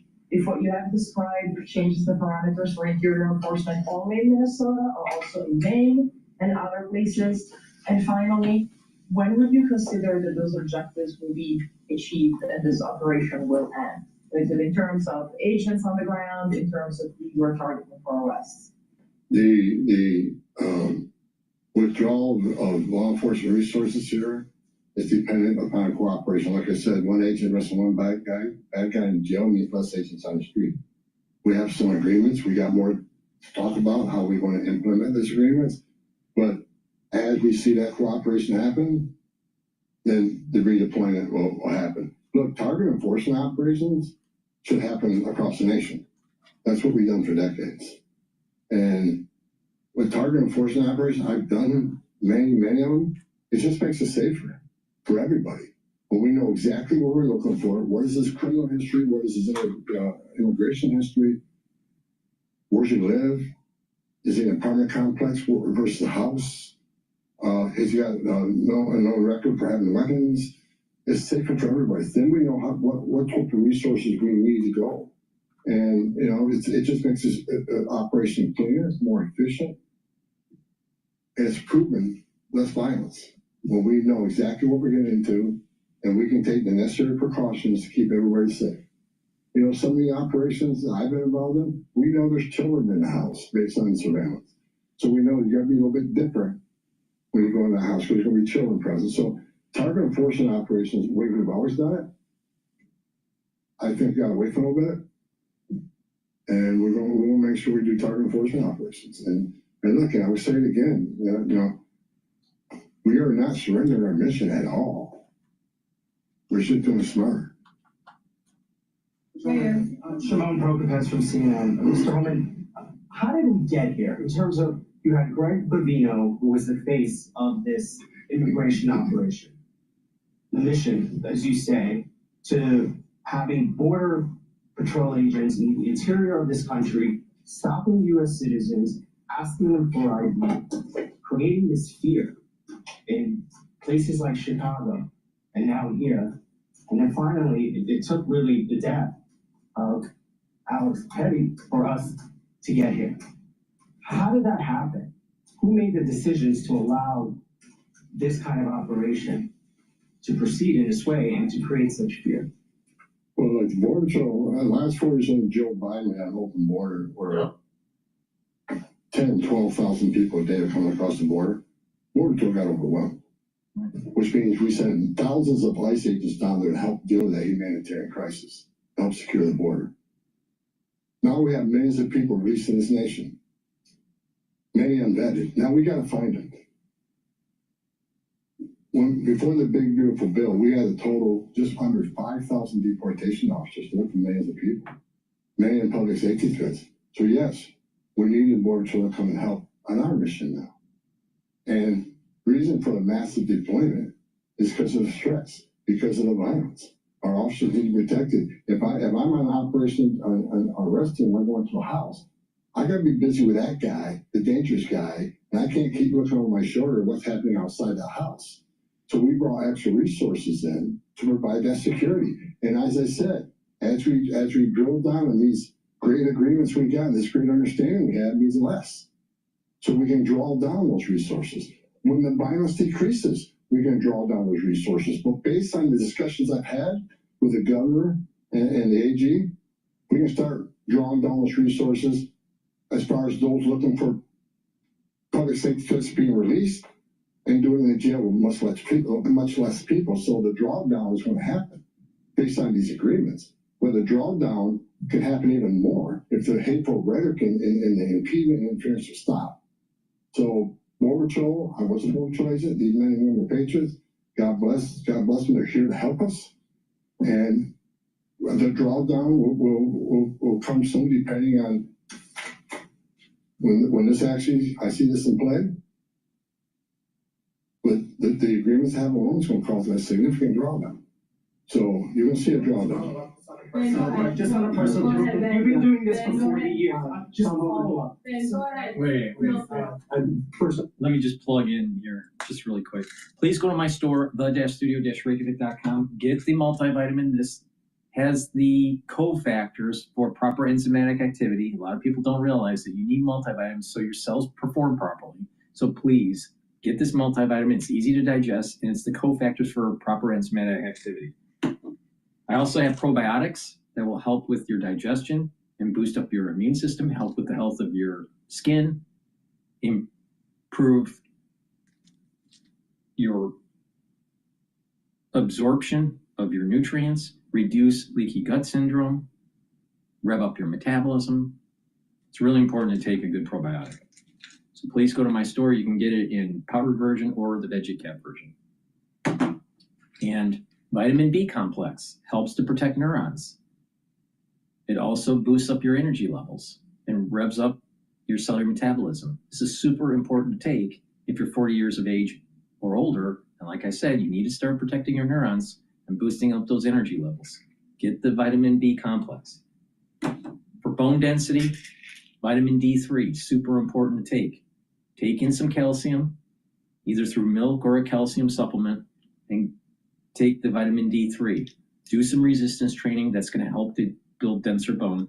In addition, vitamin D3 helps to get cells to go into apoptosis if they're infected. Super important during the winter season. And vitamin D3 is a gene expression cofactor so your cells perform properly. So please go to my store and get the vitamin D3. Ben Burkholm, Real American Voice News. On behalf of the American people, I just want to say thank you to you and to all of the agents that are putting their lives on the line to go after the people that were allowed in the last administration. We watched that happen in media, the honest media, covered up by many of the media that are behind me. We want to say thank you, and to all the men and women that are out there. Can you talk to us about what's being done with the leadership on these signal chats, on these WhatsApp chats that are organizing the attacks against you, the obstruction against you? Are we going to be arresting those individuals as well? And to the folks out there in America that voted for this, that want mass deportations because they saw a mass invasion under Joe Biden, what would you say to them? How are we going to get to that point? Well, first of all, about the organization and the funding of the attacks on ICE. I'm not going to answer a lot about that because I'm not going to show our hand, but they'll be held accountable. Justice is coming. Again, we gotta all. That doesn't sound too good for the liberal.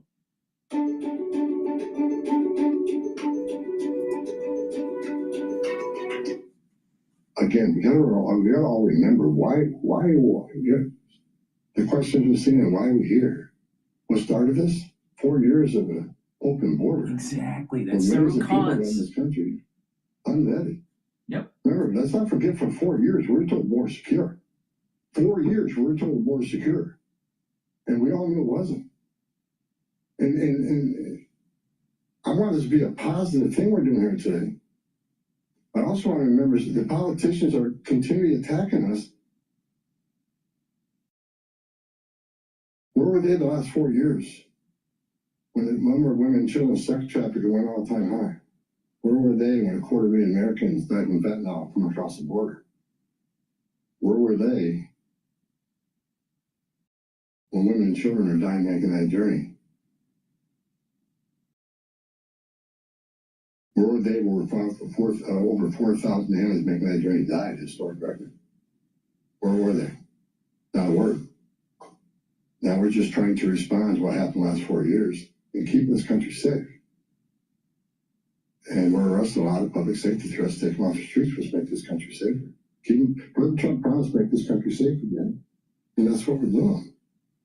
But my 2.5 days up here, we made a lot of progress. I think everybody agrees on the criminal and public safety threats. They agree it's much safer and easier to arrest an alien in a facility than send a whole team out in the field that's going to draw anger.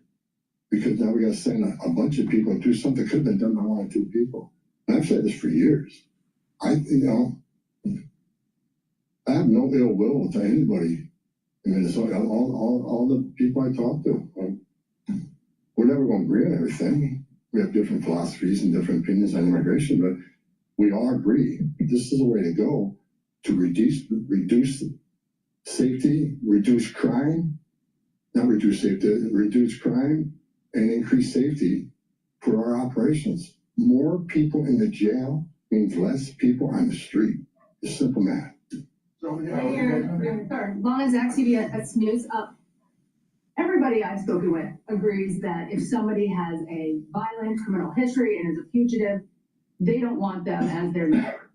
But when you're talking about a targeted operation, are you talking about targeting people whose crime is coming to this country? Or is it a more specific definition now? All operations will be targeted, but the prioritization are going to be criminal aliens, public safety threats, and national security threats.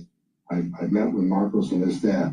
We got to allow them to keep us busy. So that would be our focus. That is enough that's what, there is not going to be a focus on people who have no other crimes except for their status. If you're in the country illegally, you're never off the table. But prioritization doesn't mean you forget about everyone. So let me say this. If the message we send is you enter this country illegally, it's a crime, don't worry about it. You can have your due process, show up in court, not show up in court, get ordered removed, don't worry about it. Unless you commit a serious crime, you're good to go. If that's the message we send to the world, you're never going to fix this problem. The most vulnerable people in the world will make that dangerous journey like they did under the Joe Biden administration. Over 4,000 aliens died making that journey. And it's, again, a significant increase in sex trafficking. Because when they did that and opened those borders up saying, we're not going to detain you, we're going to give you free health care, we're going to fly you to the city of your choice, put you in a free hotel room, give you 3 meals a day, and give you work authorization, we're just going to bring you in. And when they did that, they sent a message to the whole world, you can come and do this. And what happened? They overwhelmed the men and women of the Border Patrol, where many days 70% of agents were pulled off that line. 70%. You don't think the criminal cartels had a field day with that? They created gaps for the cartels to do their activity. And that's why you've seen the rise in fentanyl overdose. That's why you saw the rise in sex trafficking. The 2 million plus known goners, why did they pay more to get away? Why didn't they pay less? Turn yourself in, get released within 24 hours. You get a free airline ticket to the city of your choice. We're going to give you a free hotel room, and we'll give you free food and free medical care. And you'll get work authorization in 6 months. Why did 2 million people choose to pay more not to take advantage of that giveaway program? They didn't want to be vetted. They didn't want to be fingerprinted. That scares the hell out of me. And it does still. The Trump administration with ICE and Secretary Noem and Marco Rubio and the intelligence community, Tulsi Gabbard, we're all working together to try to identify who these people are. And we've already found many of them. But it's hard work to do. But there are national security threats walking this nation because of the last administration. And they are one of our main priorities, too. Thank you. Can you please be specific about how many ICE and how many Border Patrol agents are currently operating in the state? Liberal policy weakening our country. And don't be surprised that we have another 9/11. Please go to my store, the-studio-reykjavik.com, and get the zeolite. This will help to bind to heavy metals, toxins, and chemicals, allow you to urinate them out within 6 to 8 hours. You can take 3 small drops underneath your tongue, drink it with filtered water, take it every day, and detoxify your body. When you do that, you're helping your immune system and your endocrine system. Myotrol will help with expression of genes to build muscle and maintain muscle. When you get older, your gene expression for building muscle declines. Your epigenetics change. If you're 40 years old or older, you should be taking Myotrol.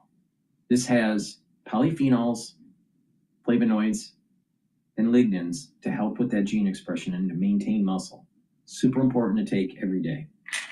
You can take it separately, or you can take it with Gladiator Barley. Gladiator Barley is dual purpose. It's going to help you to build muscle. It has the ingredients to help to build the muscle, while the Myotrol helps the gene expression to build the muscle. Do some resistance training. It'll help you to build that muscle. It'll bring down inflammation, soak up free radicals, and detoxify your body. So you're helping your endocrine system, your immune system, even brain function. By keeping the inflammation down at the neuron level, you're maintaining the health of the neuron.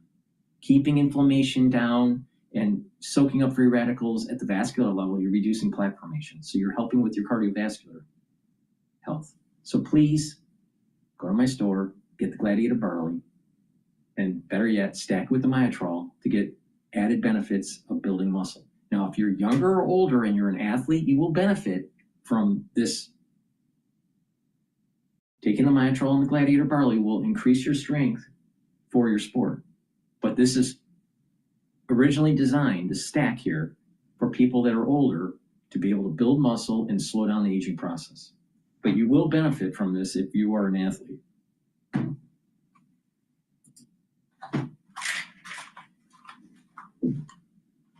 I think we're there. There's been some. There are moments you remember all your life. Abercrombie and Kent. Life will travel.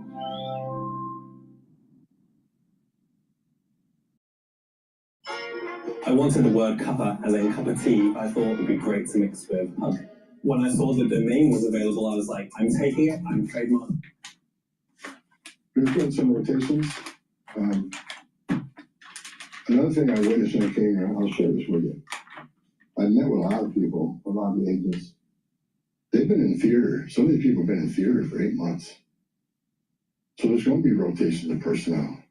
Hopefully less now that we have some agreements, maybe we make it more efficient and safe. But they've been in theater a long time. And so, you know, there's rotations happening all the time to get people out here and go home, get some rest and see their families. Day after day, can't eat in restaurants, day after day, having people spit on you, oh, whistles at you, day after day, having all these threats at you, day after day, having people trying to interfere with you, day after day, you know, they're human. So, you know, we got to rotate these people, and we've already rotated some, but my main focus now is drawdown based upon the great conversations I've had with your state and local leaders. Again, I'm not a fool. I'm not walking away without seeing this put in place, but I take the word of the people I met with. I think they're honest. I think they're good brokers, that they want public safety protected. And they also want what's happening in the city to go away. And that's my goal. Last question about. Mueller Newsmax. The new video of Alex Preddy is now circulating. Your reaction to that? And do you think law enforcement could have played a role, like let's say Minneapolis police were able to respond to that? Have those top law enforcement officials said they'll help or do anything to help these agents who are out here? I'm not going to comment on any of these shootings. I said from day one, I said on any of these shootings, as a career law enforcement officer, we'll let the investigation roll out, let the investigation play out, and let it go where it goes. I'm not going to come out and make any comments I think is right, wrong. Do I have an opinion? Yeah. My personal opinion, but I'm not going to share that with you. I'm going to tell you to let the investigation play out and see where it goes. But again, the president, one of the words he said to me when he came up here, he said he didn't want to see anybody die. The less interference, the less rhetoric, the less, you know, there's just, I have buried Border Patrol agents and I buried ICE agents throughout my career, and the saddest thing I ever done is help over paying a folded flag to a wife or a child. I don't want to see anybody die. Even the people we're looking for. I don't want to see anybody die. And despite what people think of Tom home, I say a prayer every night that everybody goes home safe. This isn't good. But I think my conversations the last 2.5 days are leading us to a safer community. Let ICE officers operate in the safety and security of a jail more than on the street. I think anybody here with common sense would say it's safer to arrest a public safety threat in the safety and security of a jail. And let me tell you, what is that going to result in? Less collateral arrests. When we go find that bad guy, when we find that bad guy, many times it's with others. Well, guess what? They're in the country illegally. We're going to enforce immigration law. They're coming too. You want less collateral arrest? Let's in the jail. But we're going to enforce immigration law. For the people that saying we're here to surrender our authority and the mission of enforcing immigration law, you are wrong. We're going to do targeted enforcement operations, and we're going to prioritize the public safety threats and national security threats. That is what we're here to do. No more questions, guys. Thank you. Want even more Fox News on YouTube? Become a Fox News Patriot today. Click join to find out how. Ooh, let's listen to France 24 about Iran Finance the old strikes. way. Let's see here. Finance the ramp way.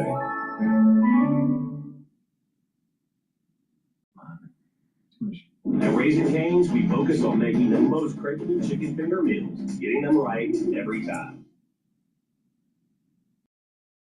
And let's stay with Iran, because a bit earlier on today I spoke to Reza Sayed, who's our correspondent in Tehran. I was asking him about tensions between the United States and Iran, and I asked him how Iran might respond should Donald Trump make true on his threat to attack Iran. Here's what he told me. You can look at the 12-day war in June, where Iran struck back with missiles. They have the biggest ballistic missile program in the Middle East, thousands of missiles reaching up to 3,000 kilometers. They have a very advanced drone system. They can use those to swarm targets and U.S. vessels in the region. They can target U.S. bases in the region, U.S. allies like Israel. They can also cut off the energy flow in the Strait of Hormuz. So they have significant options. If there is an attack and Iran responds, obviously that sets off an unprecedented cycle of violence where the uncertainty is going to be more than ever. Well, still with me is James Andre, who is talking about the Iran story with me today. And how significant do you think it is, James, that we're hearing from other big players in the Middle East today, Saudi Arabia in particular, that appears to be still trying to lobby Washington not to attack Iran? Yes, absolutely. The Saudis say that they do not want to see this attack take place, and actually they're talking about not letting the Americans use their airspace. And we also have the United Arab Emirates, where there are. Do you think that they're saying that just in public and behind the scenes? They're saying they want to kick the shit out of Iran? Probably. Because they don't want Iran to knock out their oil fields. And guess what? If you've been paying attention to me, and this gets really bad, and oil fields are knocked out, not just in Iran, but also in Saudi Arabia, you're going to see $100 barrel of oil. So Saudis need the American bases were saying that they do not want to see planes taking off from those US bases in their region to strike Iran. There's also Turkey that's made it quite clear that they do not want to see this intervention take place. So it's true that regionally there is a real worry when it comes to what might happen. The Israeli authorities have also signaled that they do not really want to see this attack take place right away. But then again, according to Axios, which is a US media agency, well, there is, today there will be a meeting between the Saudis, the Israelis, and officials in Washington in order to discuss they say targets when it comes to Israel, and indeed the fact that the Saudis do not want to see this happen. So you see there's a lot of players are involved, some trying to, The bottom line is this. If Trump makes the same mistake as he made during the B-2 bombing run, and he doesn't kill the Ayatollah and overthrows the theocratic regime and the military apparatus, then he failed. This is going to get worse. Take the opportunity, take the hit Iran, and move forward. Don't chicken out, Trump. Do not. I'm talking to you, Donald Trump. I'm talking to President Trump right now. Do not chicken out, because if you do, you will go down in history as a failure. Because the reason why we're in this fucking mess is because Carter was a failure.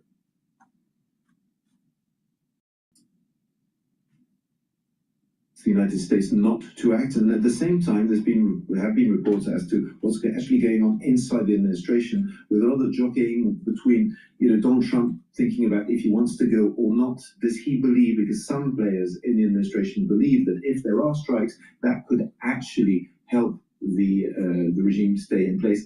Others believe that indeed this could absolutely push it to not. a tipping point. That makes zero sense. It's a very, very complex situation, of course. There are thousands of protesters killed by the Ayatollah during this recent protest, maybe as high as 10 or 20,000.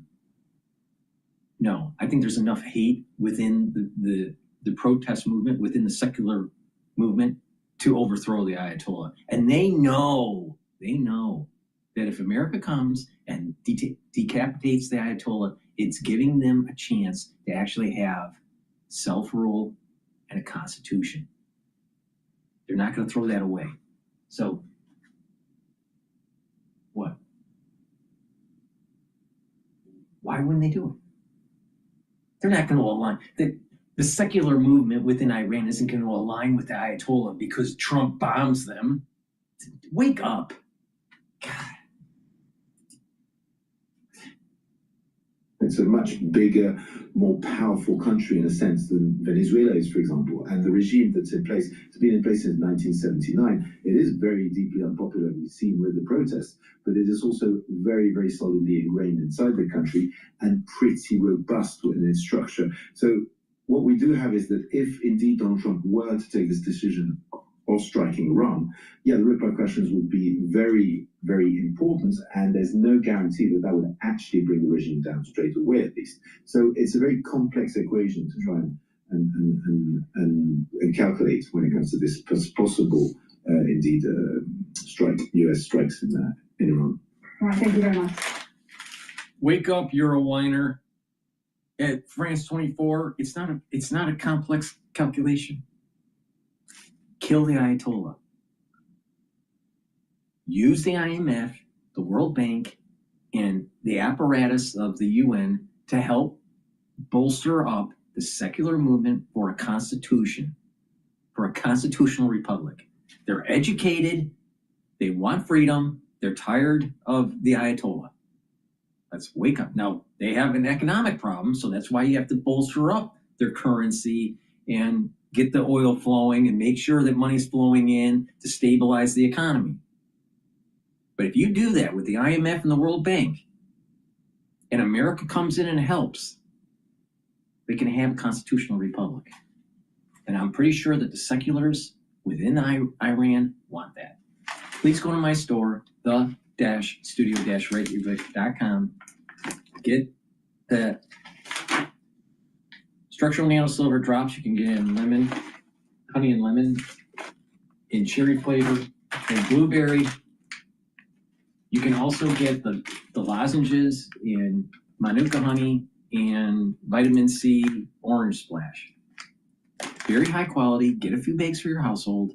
The moment you have that throat irritation, take them right away. If you're around someone that's not feeling well, guess what?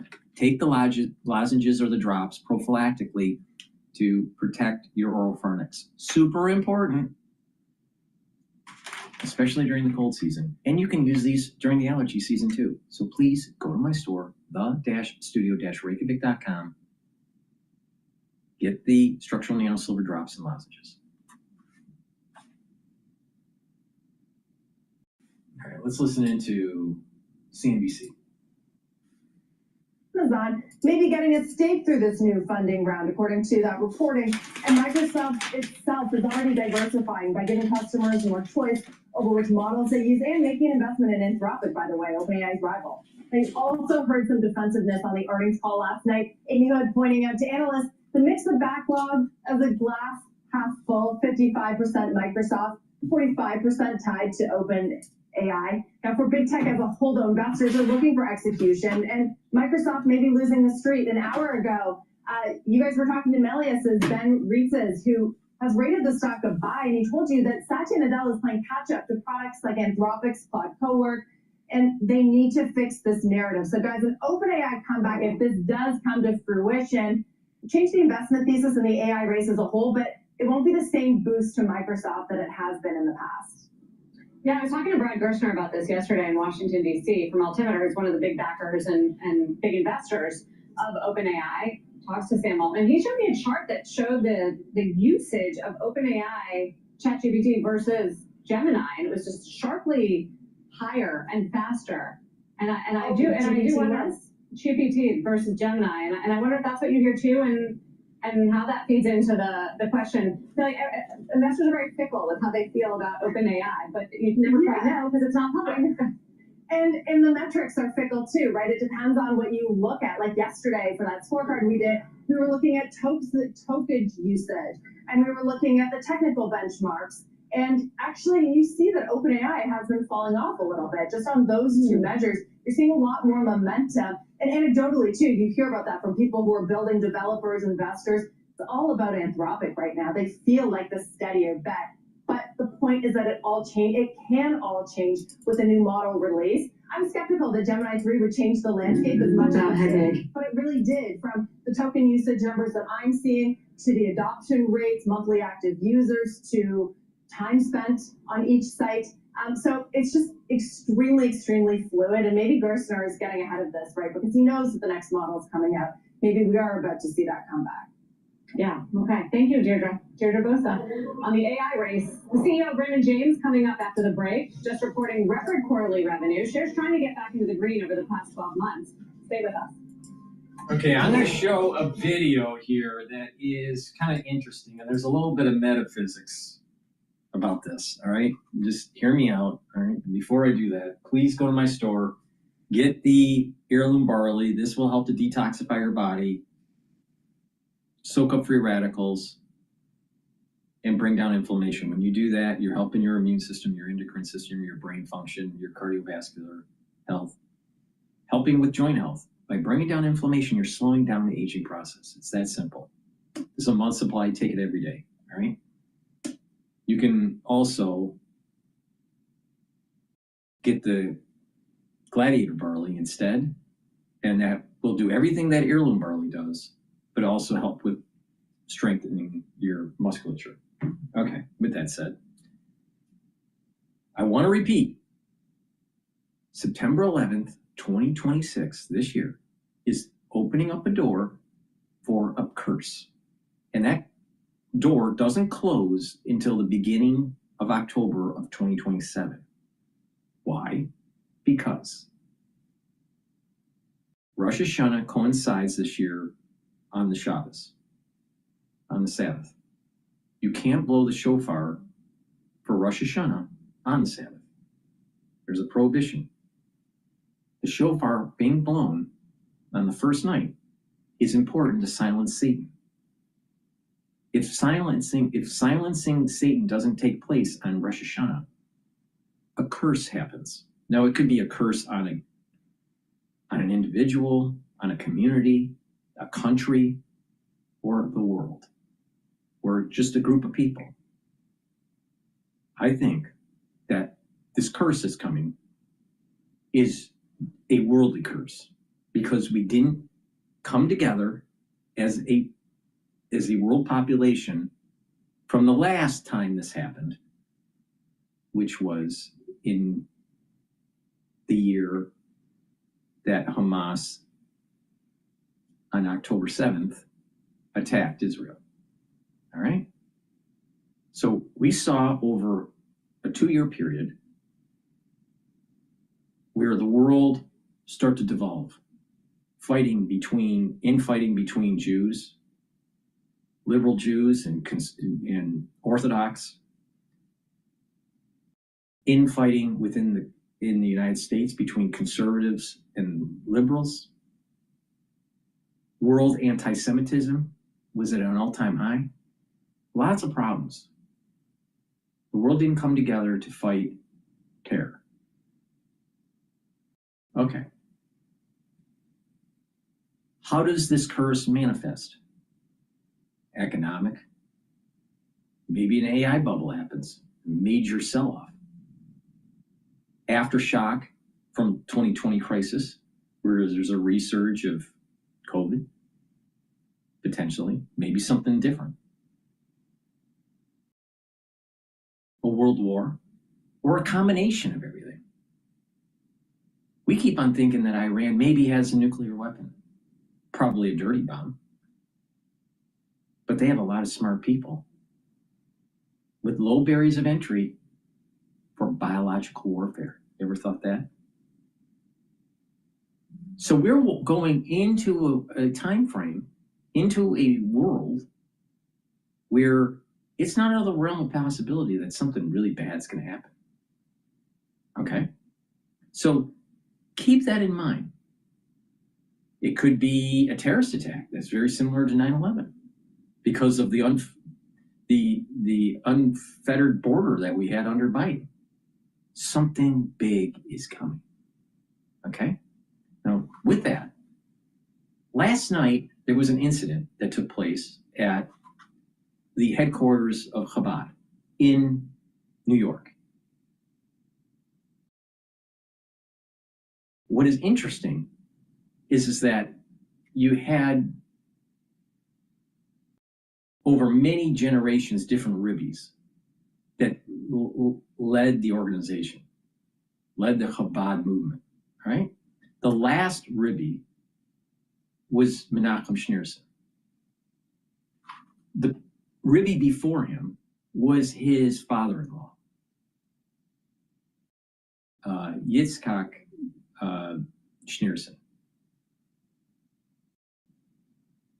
He died on January 28th of 1950. Okay? We are doing this show on January 29th. The incident that took place that I'm going to be talking about happened yesterday, January 28th. Okay? I'm a big believer in fib sequences and the rhyming of history. Okay? So, Yitzhak Mendelson, or Yitzhak Schneerson,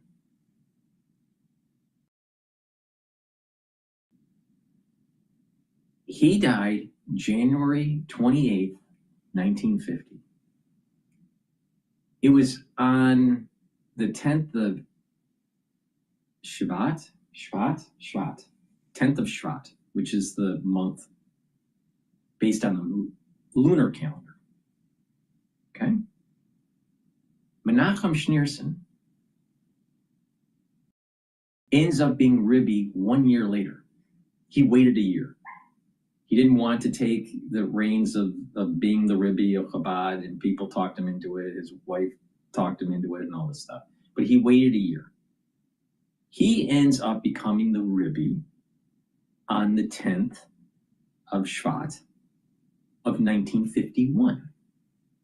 Okay? Menachem Schneerson was the Ribbi that told Netanyahu in the 1980s that he was going to be the one that ushers in the Messianic age. He said this in the 1980s. Right? And he said, do not be fearful, do not be hubris, and do not care what the international community says when it comes to destroying the terrorists. All right? Now, that was a pretty bold thing when you look back on it. Some nobody, Netanyahu at the time, who was a representative, a low-level representative in the UN, being told by the Ribbi in the 1980s. Okay? Now, fast forward to what we're living through today, it's pretty profound. Okay?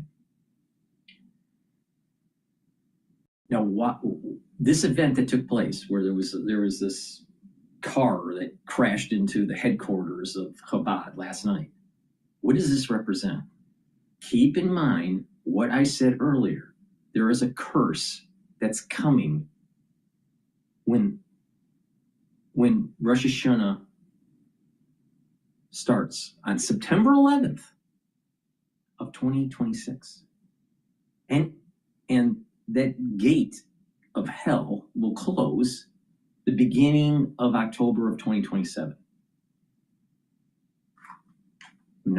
So this event of this crash last night coincides with the death of Yitzhak Schneerson, the previous Ribbi, not the last Ribbi, the previous one. Schneerson's father-in-law. A year later, he ends up being the Ribbi. all right? And the last Rebbe for the Chabad movement, because he didn't have any kids. All right, so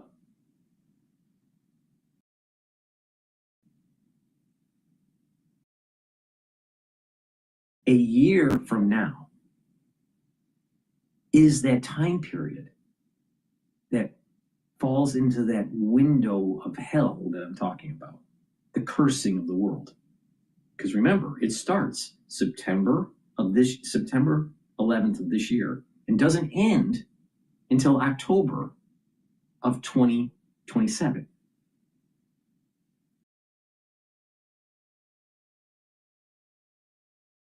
Around January 28th, or more precisely, the 10th of Shvat of next year, is going to be a key moment.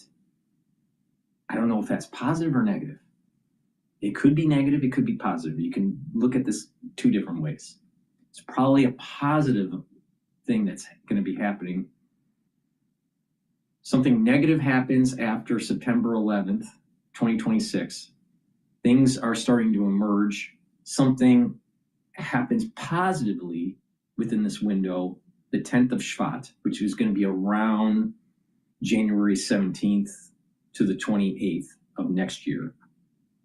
Something positive or some sort of inflection point happens. Most likely positive. It could be negative.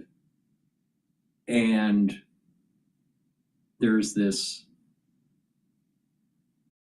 period of time where there's turmoil. What happened last night is a hint, is a rhyme of what has happened in 1950. Now, maybe if we look back at what was going on in 1950, you're talking about the beginnings of the Korean War. It was in Asia. There was the Cold War was ramping up. You know, there was the Damocles of nuclear weapons. There are a lot of things that we could try to glean from what was happening when Yitzhak Schneerson passed away in 1950. But something big is coming. All right? Now, let me play this on Fox, and I'm sure that no one on the internet has said this.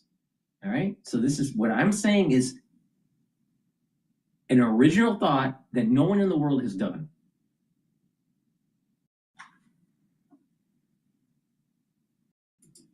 Now, pay attention to this. This is an inflection point that's hinting at this period of time. Something big is coming after 9/11, 2026. Yo, everyone move! Move! What are you doing? What are you doing?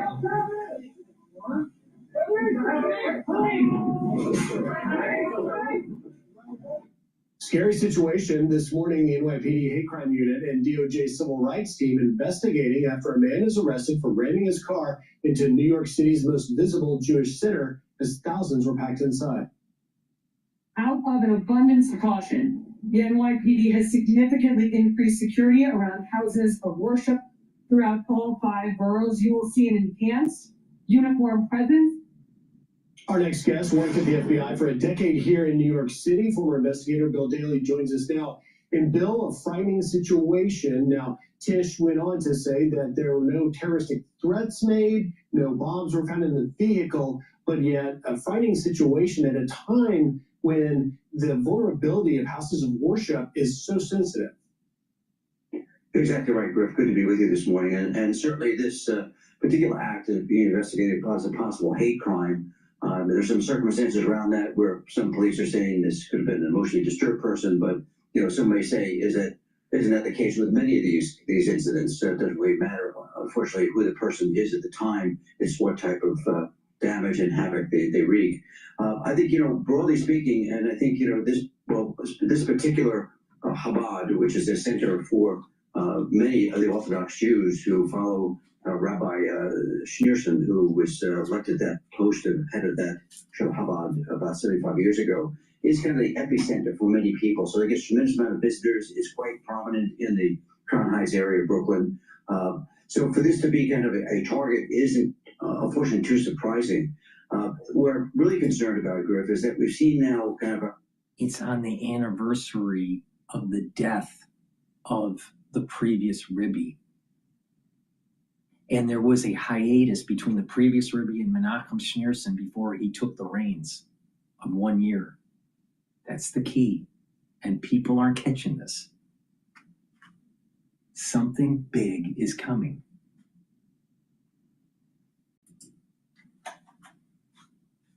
A rash of these incidents. It was only just a couple of months ago we had a vehicle attack on a Church of Latter-day Saints, which then went on fire and killed many people. We have had other incidents, including the one just about a week ago in Minneapolis, where a church was stormed by protesters. So it's unfortunate that houses of worship have become kind of this epicenter for kind of this intersection of political issues, of people's grievances. And I think, as far as security is concerned, all of these places, no matter what denomination you are, need to take security seriously. And Bill, the Assistant Attorney General for Civil Rights at DOJ, Harmeet Dillon, posted this on X saying, "I've instructed our criminal prosecutors in DOJ Civil Rights Division to open a civil rights investigation into this violent attack. We'll see where it goes, but I do think that you really put your finger on something important, and that is you say it's not surprising that this historic..." Yitzhak Schneerson died 1950 on January 28th, the 10th of Shvat. It so happens that January 28th, the 10th of Shvat, coincide this year. And there is a terrorist attack or a car ramming into the headquarters of Chabad in Brooklyn. Something big is coming. And the countdown started yesterday. And it's going to be a year. The next 10th of Shvat, based on the lunar calendar, is an inflection point.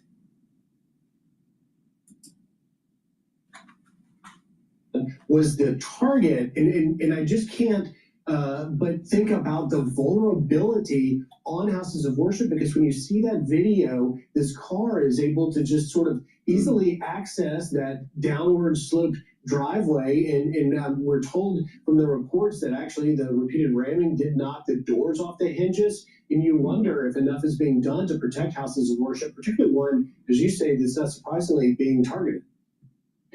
Yeah, I think, we heard Commissioner Tisch, in New York, talk about the effort they're putting into it. I know police departments around the country do that. Their intelligence operations are always looking for potential threats against houses of worship.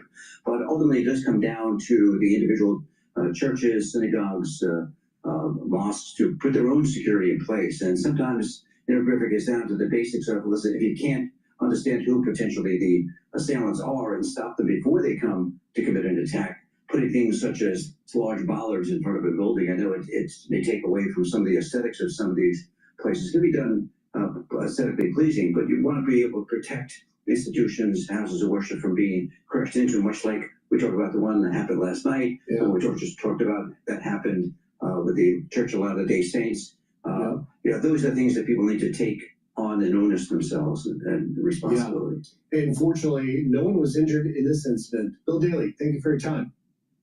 Good to be here. I'm Steve Ducey. I'm Brian Kilmeade. And I'm Ainsley Earhart. And click here to subscribe to the Fox News YouTube page to catch our hottest interviews. And so I just told you a little insight, metaphysically, what just happened. Please go to my store, the-studio-reykjavik.com, and get the collagen. This will help with musculature, with skin health, with hair and nail health, bone density, and joint health. Take it every day. This is a month's supply. And you can take it separately, or you can take it with the collagen, the collagen. You take this, a full dropper or two underneath your tongue, and drink it with filtered water. And by taking this on a daily basis, you're going to be able to remodel a problematic joint, either because of getting older or because of a sports injury. What this collagen does is help to use collagen 2 to remodel the joint and help with the cartilage. It also helps to use ACAN to cushion the joint. It inhibits the pathway for pain by blocking EP4. And it also inhibits 2 enzymes that cause further joint rust, what is called joint rust, or degrading the joint. You want to inhibit that. This collagen will inhibit the enzymes MMP3 and MMP13. So it's stopping further erosion of the joint. Collagen also helps to bring in glucosamine to help to remodel the joint, and chondroitin to help with the cushioning of the joint. So you are literally helping to remodel joints that are problematic, like shoulder or hip or knee or elbow, right? So please go to my store, the-studio-reykjavik.com, get the collagen, take it, and help to remodel your joints. And you can stack it with the collagen. And with the collagen, you're getting added benefits for skin and musculature and bone density. So please go to my store, get the collagen and the collagen. Use discount 5, you get $5 off any order. Click the link in the description. Go to my website, the-studio-reykjavik.com. This is pretty powerful. And if you have a problem with your joints, it behooves you to get this.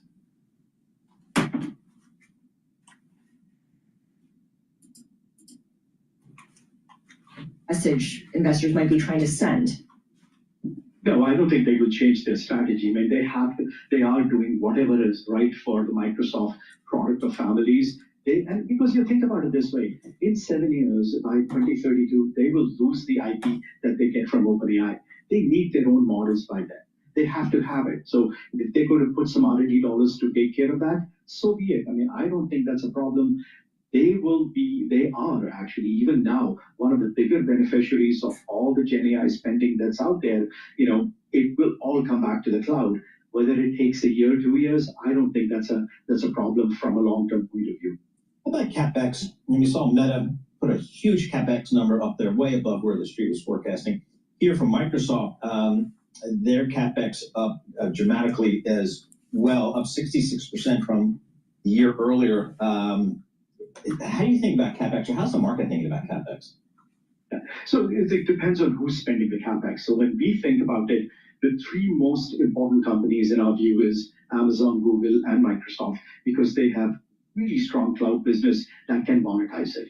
How Meta monetizes it, I don't know. And frankly, the reason for that is because they're saying they're going to drive more engagement internally with their products, but they don't have a cloud business that can monetize it. Their model is not being, bought by Apple to put it in the operating system. So I have no idea what the future for that CapEx is, but I feel very comfortable with the CapEx that's driven by the 3 large hyperscale cloud providers, because we know the business that they're in and where the monetization is going to happen. Okay, before we let you go, just a quick recap of what happened with IBM. Good enough for an almost 5% gain. What were investors responding to? Yeah, I think it's again a game of think about this. low expectations. Think about the in between the lines what this guy's saying. You have the hyperscalers creating a product, building out the infrastructure for AI, that if you use their system and you implement all of these AI agents in your corporation, that every time you access your AI agent through tokenization, you're going to have to pay them. So wait a minute, I thought you built the AI agent so you could reduce your labor costs. Well, at the very beginning, you are, because you're getting rid of your humans. And the tokens are cheaper. But over time, through a subscription model or through token utilization per token, you're going to be paying more and more and more over time. And eventually, if you let this go out into the future, the cost of a human being will be the same as the cost of using their AI. That's assuming that it is going to be centralized AI. If it's decentralized AI, where you are going to build your own AI engines and it's on your local server and you're not using cloud technologies or piggybacking off of some other LLM, then it's going to be more efficient for your business and you're not going to be taxed by OpenAI, Gemini, or whatever. Very important to pay attention with this. All this money that's going into AI, they think they're going to be able to tax you to use the AI agents that you develop. So literally, they're taxing you to think. Think about that for a second. Sam Altman wants to tax you so your business can think.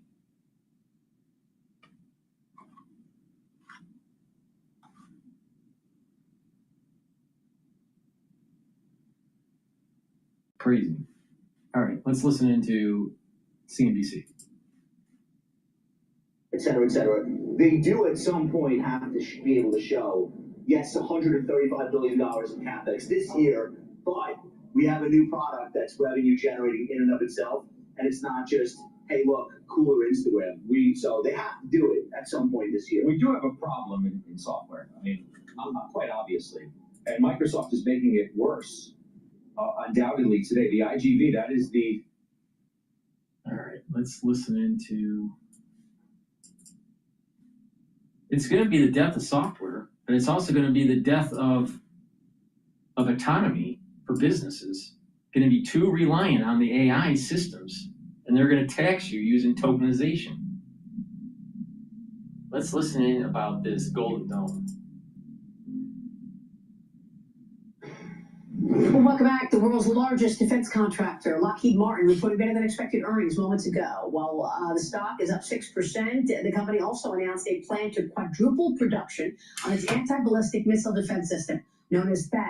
The company breaking ground on a new munitions acceleration center in Arkansas to meet surging defense demand on the heels of a landmark 7-year agreement with the Department of War to more than triple the PAC-3 MSE missile output to about 2,000 interceptors a year.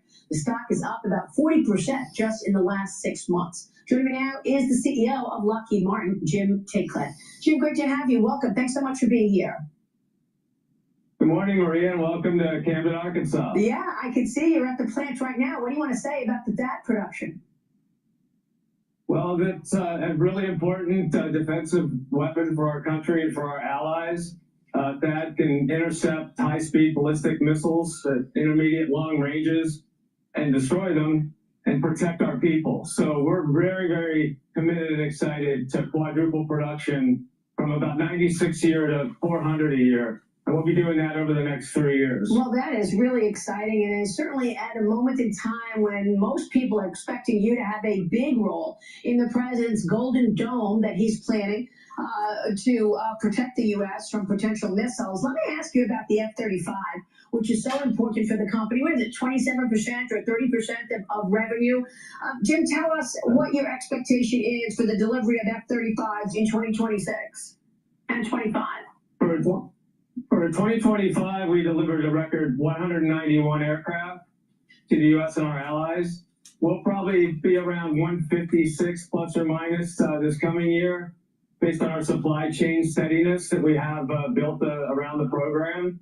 And on top of that, we're working with the U.S. government and the Department of War to modernize this jet so it can stay even further ahead of any possible competitive aircraft in the world. So we're working on sustainment as well. We want to have this jet up flying more and more hours every year, and therefore we're going to put $1 billion of our own money into the sustainment of the aircraft. I think it's really important. I I mean, building up our defense system, especially the Golden Dome, is a good idea. But the point that I want to make here is pay attention to the background. All right, these are robots in an assembly line manufacturing something. It's probably just running in the air where it doesn't want to show you what they're making. But the point here I'm making is this is how manufacturing is done. You don't have as many people on the line. But to make the line, to program the robots, to do the subsystems, you do need engineers and staff. That's where American manufacturing is going. And this is what the Chinese do for Apple phones.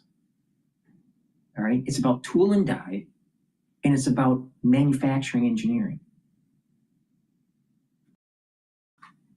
And so having this kind of capability in the United States is going to help with the economic clustering. So when someone says, oh, if you're bringing back manufacturing, it's not going to bring back many jobs because it's going to be automated. Yeah. But the magic is the economic cluster, because you need someone to program the robot. You need someone to make the robot. You need someone to design the line and assembly the line, and then do the quality control and manage the factory. See? And you have suppliers that are helping that factory, and they hire people. And those people have paychecks, and they have to get haircuts and buy groceries and buy homes and cars, maybe have a vacation. See? It's about the economic cluster. And because of NAFTA, and because of shipping our jobs over to China, we have decimated manufacturing engineering and tool and die industry. People need to pay attention. We reduced our economic prowess for people to push paper.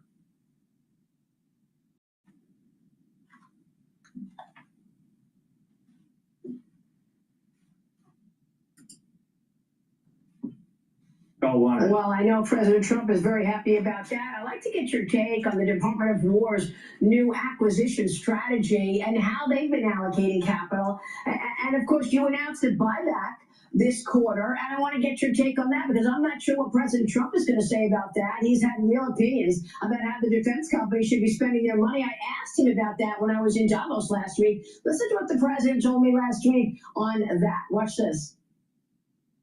I want to turn to the economy, Mr. President, because when I first interviewed you, when you first came back, it was about a month after the inauguration for your second term, I asked you, Mr. President, what do you want the economy to look like in 4 years? And you were very clear. You said, I want the private sector to rule the day. And since then, in the last year, you've taken a 10% stake in Intel. You've taken a stake in MP, Mountain Pass. You told the defense companies 2 weeks ago, don't pay any dividends, don't do buybacks until you produce the weapons that we need. So please explain to our audience, how is that free market capitalism? Well, it's very free market. We have defense companies that were making a fortune. They were buying back stock with all their money, and then they come to us for money if they want to, we want to buy something or we want to have plans built, and they'd say, could you loan us some money? And they'd be doing tens of billions of dollars in stock buybacks. So I'm not letting them do it. I want them to put money into, we have the best equipment in the world, the Patriots, Tomahawks, the F-35s, all of our equipment's the best. Other countries want it. And we want it. We need more. It takes too long to get it. I said, we're not going to do that anymore. So also they were making tremendous amounts of money, $25, $50, $37 million a year. That's a lot of money. That's almost as much as you make. You work harder than them. No, but they were making, I asked one of the gentlemen, what are you making? So I make $24 million. How come it takes me 5 years to get your particular thing that they make? So I put a cap on that for a period of time. I said, you have to build more plants. When we need Tomahawks, I want them within 24 hours. When we need any kind of a Patriot or whatever I want to have it quickly. I don't want to be waiting 3 years for it. What kind of a thing is that? And you make all this money. And I'm prohibiting them from doing stock buyback. And they haven't even complained about it. Well, so free market capitalism, unless it's a national Free security market. issue. Look, it's free market. It's stupid market letting that take. Why would I let them do stock buybacks and we give them, the businesses from us? So I want to buy, and interestingly, their stocks went up because we raised the budgets. Our budgets are higher. We're going to buy more military equipment. We have to. In this world, we have to. We have the strongest military. We're getting ready to hit Taiwan. We're hit China because of Taiwan. And we're going to keep it that way. And you get a little glimpse of that with Iran nuclear, but you got a really very current glimpse from 2 weeks ago with Venezuela. Yeah. We have the smartest, we have the strongest, we have the best equipment. They had a lot of anti-aircraft stuff that didn't exactly work too well. So, Jim, that's what the president said about all of that. Your reaction, and why does it take so long to meet the surging demand, sir? So, Maria, to be very clear, we did not announce a future buyback of shares in our earnings release. We merely reported previous buybacks that had happened in the past. We heard President Trump's guidance loud and clear. And so therefore, we are going to take a step function increase this year, and you'll see it in our guidance. In 2025, we invested $3.6 billion at Lockheed Martin in capital expenses and independent R&D. We're taking a step function increase in that in 2026 to $5 billion. 35% increase in our internal investment to heed the call of President Trump and to transition a priority to internal growth, internal investment to support the War Department in its goals. That's Lockheed Martin's strategy. We'll maintain our dynamic capital allocation, our disciplined capital allocation process, but our emphasis is on internal investment to meet the department's needs. And we heard the president loud and clear, and that's how we're moving out. That is wonderful. What are your thoughts in terms of meeting the demand that we are seeing out there? The president is very clear that we can't actually make armaments fast enough to meet what's going on in the backdrop. China on the march, Russia on the march. What can you tell us? So we at our company have been advocating for a change in the business model between the Defense Department and industry writ large. And we want to invest more in industry. We want to scale faster. And we've been advocating this as a company for years. What's come in with Secretary Hegseth's transformational strategy for acquisition is opening the door to all of that. So on these agreements that you referenced, the Patriot missile, which is where we make it right here in Camden, Arkansas. You can see the robots behind me, state-of-the-art investments we're making. We wanted to do that. We've been doing it with our own money. We've put $2 billion into equipment like this over the last few years just for these defensive munitions. We're going to bump that up. We're going to invest another number of millions and billions even over the next 3 years and really turbocharge this investment. We will be able to hit those delivery targets. In the next few years, we're going to go, as you said, 600 Patriots a year to 2,000, 96 THAADs a year to 400. We are taking this incredibly seriously. We've got a dedicated workforce, and we're breaking ground today, a little bit later this morning, on a brand new factory facility on this site right down the road, where we will have more of this kind of equipment. And importantly, we'll be training our new workforce there. We're going to hire thousands of people across many states, including Arkansas, Alabama, Florida, Texas, and others, to answer this call and make these defensive weapons for our country. And Jim, that is so exciting. And all patriots thank you across the country. You know that. What are your thoughts on the president saying he wants a $1.5 trillion defense budget in 2027? Look, we don't know if this will pass Congress, but what does that mean for Lockheed Martin? Well, what it means is we will be able to invest even more because we'll get more and more of these long-term agreements. It's unprecedented, and I think it's the first major weapon system in decades where there was a commercial agreement between the U.S. government and a major defense contractor like Lockheed Martin. That 7-year agreement opened up our ability to invest quickly right up front, know that the demand was going to be there, the commitment by the government to have that demand, and act more like a commercial business, and we can access our own cash flow more effectively. We can even go out to the capital markets if we need to with a competitive offer and get this job done. That is wonderful. Jim, let me ask you about the potential. Before she asks her next question, this whole concept is really important for our military prowess, especially if we go to war with China, because we're going to be using a lot of Tomahawks, we're going to be using a lot of Patriot missiles and everything, and we're going to be depleted within days. So we need to be able to manufacture these very accurate, smart missile technologies quickly. Please go to my store, the-studio-reykjavik.com. Get the turmeric. This will bring down inflammation and soak up free radicals. Lignans also brings down inflammation and soaks up free radicals and helps the immune system and the endocrine system. And ashwagandha root helps to control your cortisol and blood glucose levels. Super important. When you stack these together, guess what? You're boosting up your immune system. You're helping your cardiovascular system because you're reducing plaque formation. Because by bringing down inflammation and soaking up free radicals, you don't have oxidized LDL. And by bringing down inflammation at the brain level, you're helping the health of your neurons. You're going to slow down the aging process with this stack. Super important. Get the lignans, the turmeric, and the ashwagandha. You can take them separately, but you do get synergistic benefits by taking them together. So please go to my store, the-studio-reykjavik.com. Use discount 5 to save some money. Shutdown, a lot of worry that if we in fact see a government shutdown, that's going to throw a wrench into all of these plans. Maria, it'll definitely slow us down, so we're hopeful that there is no government shutdown coming this week or anytime soon. We want to keep our workers on the job. We want to be able to pay them. We want to be able to have them keep producing these items that we really need as a country.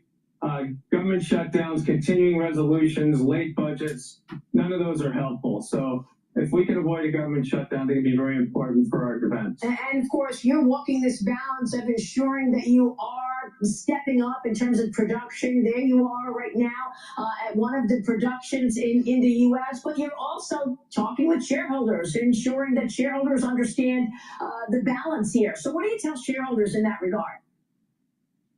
Well, one framework is the agreement that we have on Patriot, and now even this morning, brand new, the FAD system. What we've done for our shareholders is, first of all, we've got long-term commitments on these major programs for our company like we've never had before. That gives them a lot of confidence in the stability of our cash flows and our business going forward. That's a huge plus. We're working on a number of other major programs, which I can't talk about quite yet today, but there should be more good news coming out on those long duration contracts. Secondly, in those contracts and those agreements that we've struck so far with the department, we have the normal protections. If there's a change of the government strategy, if the budget changes, if the program is reduced or even canceled, we have make-whole provisions in these agreements that will compensate and protect our shareholders from any change in government policy down the road. And third, and really important, is there are escalation clauses in these long-term agreements, meaning we don't have to take inflation risk, nor do our investors, for the next 7 years. There'll be an index-driven inflation escalator that go along with these contracts. And fourth, and also very important, the U.S. government realizes that cash flow is important to investors and that we have to maintain a reasonable amount of cash flow for them. As a result, they've agreed to work with us on payment schedules and other cash management opportunities between government and industry to help us make sure that investors are cared for along the way of that contract. So all these benefits and protections are in these agreements. They took a little while to negotiate, I'll tell you, but we really landed in a great place. Deputy Secretary Feinberg has been personally involved in this, as have I and others.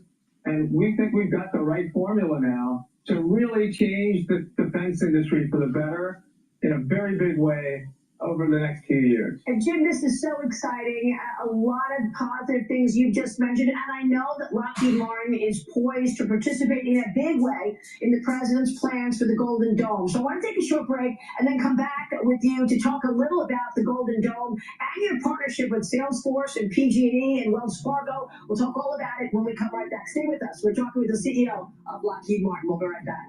Welcome back, and I'm back with the CEO of Lockheed Martin, Jim Taiclet, joining us. And Jim, I want to talk with you a little about the Golden Dome. The company is well positioned to partner with the government on many aspects of the Golden Dome. What are your expectations? And tell us your assessment of the president's plans to put a Golden Dome, and part of it could be on Greenland. Well, Homeland Defense is now in the national security strategy the #1 mission. And many of us think it probably should be. We want to protect the people and property of the United States first and foremost. And the Golden Dome program will enable us to, over some period of time, really strengthen our ability to protect the country. It starts with ballistic missile protection, which we will be building the next generation of defensive missiles against strategic ballistic missiles coming from literally the other side of the world. So we'll be participating in that already. That will be an integral part of Golden Dome, for example. Another piece of it is the kind of missiles you see behind us being built, Patriot missiles, THAAD missiles, etc. Again, will be an integral part of Golden Dome. And these products demonstrated their capability very, very plainly about 6 or so months ago after the successful U.S. attack on the Iranian nuclear facilities. The Iranians retaliated by sending a number of ballistic missiles downrange to attack our troops, our men and women that were stationed at Al Udeid Air Base in Qatar. All of those missiles were neutralized by Patriots, and one of them actually never got close enough to matter. So the Patriot missile system and those like it, made by companies like ours and some of our cohorts, protect U.S. lives. And in this particular case, you could speculate that successful defense, where not a single American was lost, if it would have failed, and a barracks or a hangar or a number of our American troops would have been hurt or killed, there might be a different situation in the Middle East right now. So our workers, we talk about this with them personally when we come visit these facilities. They're really proud of that, and they want to keep doing it for Golden Dome as well. So that's part of, again, what we will contribute. We're also extremely capable in radars and command and control systems. We just built amazing, massive radar in Alaska, turned it on last year. It can see the whole Pacific, all the way from Greenland down to Australia. So amazing technology we have on radars and command and control systems. And the last and maybe most interesting of all, we're putting a space-based interceptor in space on a prototype over the next couple of years. We're going to show that can work with our space division. So we're going to play in all the elements and all the domains of Golden Dome. We expect to lead it. We're working with the administration and the department now to make sure that they know all of our capabilities that we can contribute. There are other companies that are going to make great contributions too. And we want to be a big part of all that. That is incredible. What a great story, Jim. I mean, look, a lot of people don't realize why space is so important. It's where our satellites are. The president told me last week that what's different this time around is that the technology that you're able to use and the technology that the U.S. has access to is state of the art. We've never seen anything like it. But Jim, I want to ask you, have you ever seen the backdrop as dangerous as it is today in terms of national security for America, with what you're seeing from China, with what you're seeing from Russia, and of course, Iran? So, Maria, I'm an ex-Air Force pilot myself. The last time things were this unsettled was in the Gulf War, which I flew in. That was a long time ago. We've had very difficult missions to pursue in the meantime in Afghanistan and Iraq over the years. However, this seems to be the most unsettled geopolitical situation that I've ever been aware of since I started out in the Air Force in 1978. So I do think it's an unsettled time. It's important for the president to lead on the defense budget as he has. And it's important for industry like our company to step to it and make sure we can meet those needs. It's a difficult and concerning time. Jim, thank you for your service to this great nation, and thanks for your leadership. We appreciate you joining. Please go to my store, the-studio-reykjavik.com, and get the Boomer Boost. This has 68 nutrients. It will help multiple systems, help with musculature, brain function, cardiovascular health, rev up your metabolism, and increase your energy levels. Over time, you're going to slow down the aging process, boost up your immune system and your endocrine system. Take it every day. This is the month supply. It's very effective. You'll have a steady burn of energy. You'll have lots of vitality. And you'll be more active. And better brain function. It'll get rid of that brain fog. It'll allow you to concentrate and you'll sleep better. Also take C60. It stacks really well with Boomer Boost. C60 you can get in avocado oil, MCT coconut oil, and extra virgin olive oil. You can get it in a 2 ounce, a 4 ounce, or an 8 ounce configuration. Take a teaspoon a day every day, preferably on an empty stomach. This will soak up free radicals, help the health of your mitochondria, boost up your energy levels. This will help with your immune system, your endocrine system, brain function, cardiovascular health. It'll also improve your basal layer for your skin. And by doing that, your skin cells that are rejuvenated are replenished. Your skin will improve. You will look younger in a year. And better yet, your immune system and your endocrine system will be better, will be more robust, will be in homeostasis. And when they are, you slow down the aging process. So please go to my store, get the C60, take a teaspoon a day every day. It's 1,000 times stronger than vitamin C. So please go to my store, get the C60 and the Boomer Boost. That's the end of my broadcast. Make sure you go to my store, the-studio-reykjavik.com. Get the supplements that I offer. These are supplements that I take every day to slow down the aging process. It works. It's affordable.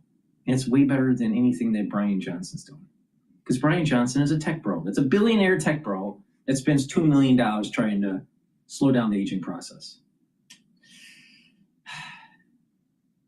It's really important. Just follow my lead and you will do fine. Please go to my store. Make sure you use discount 5. Thank you for listening and have a nice day.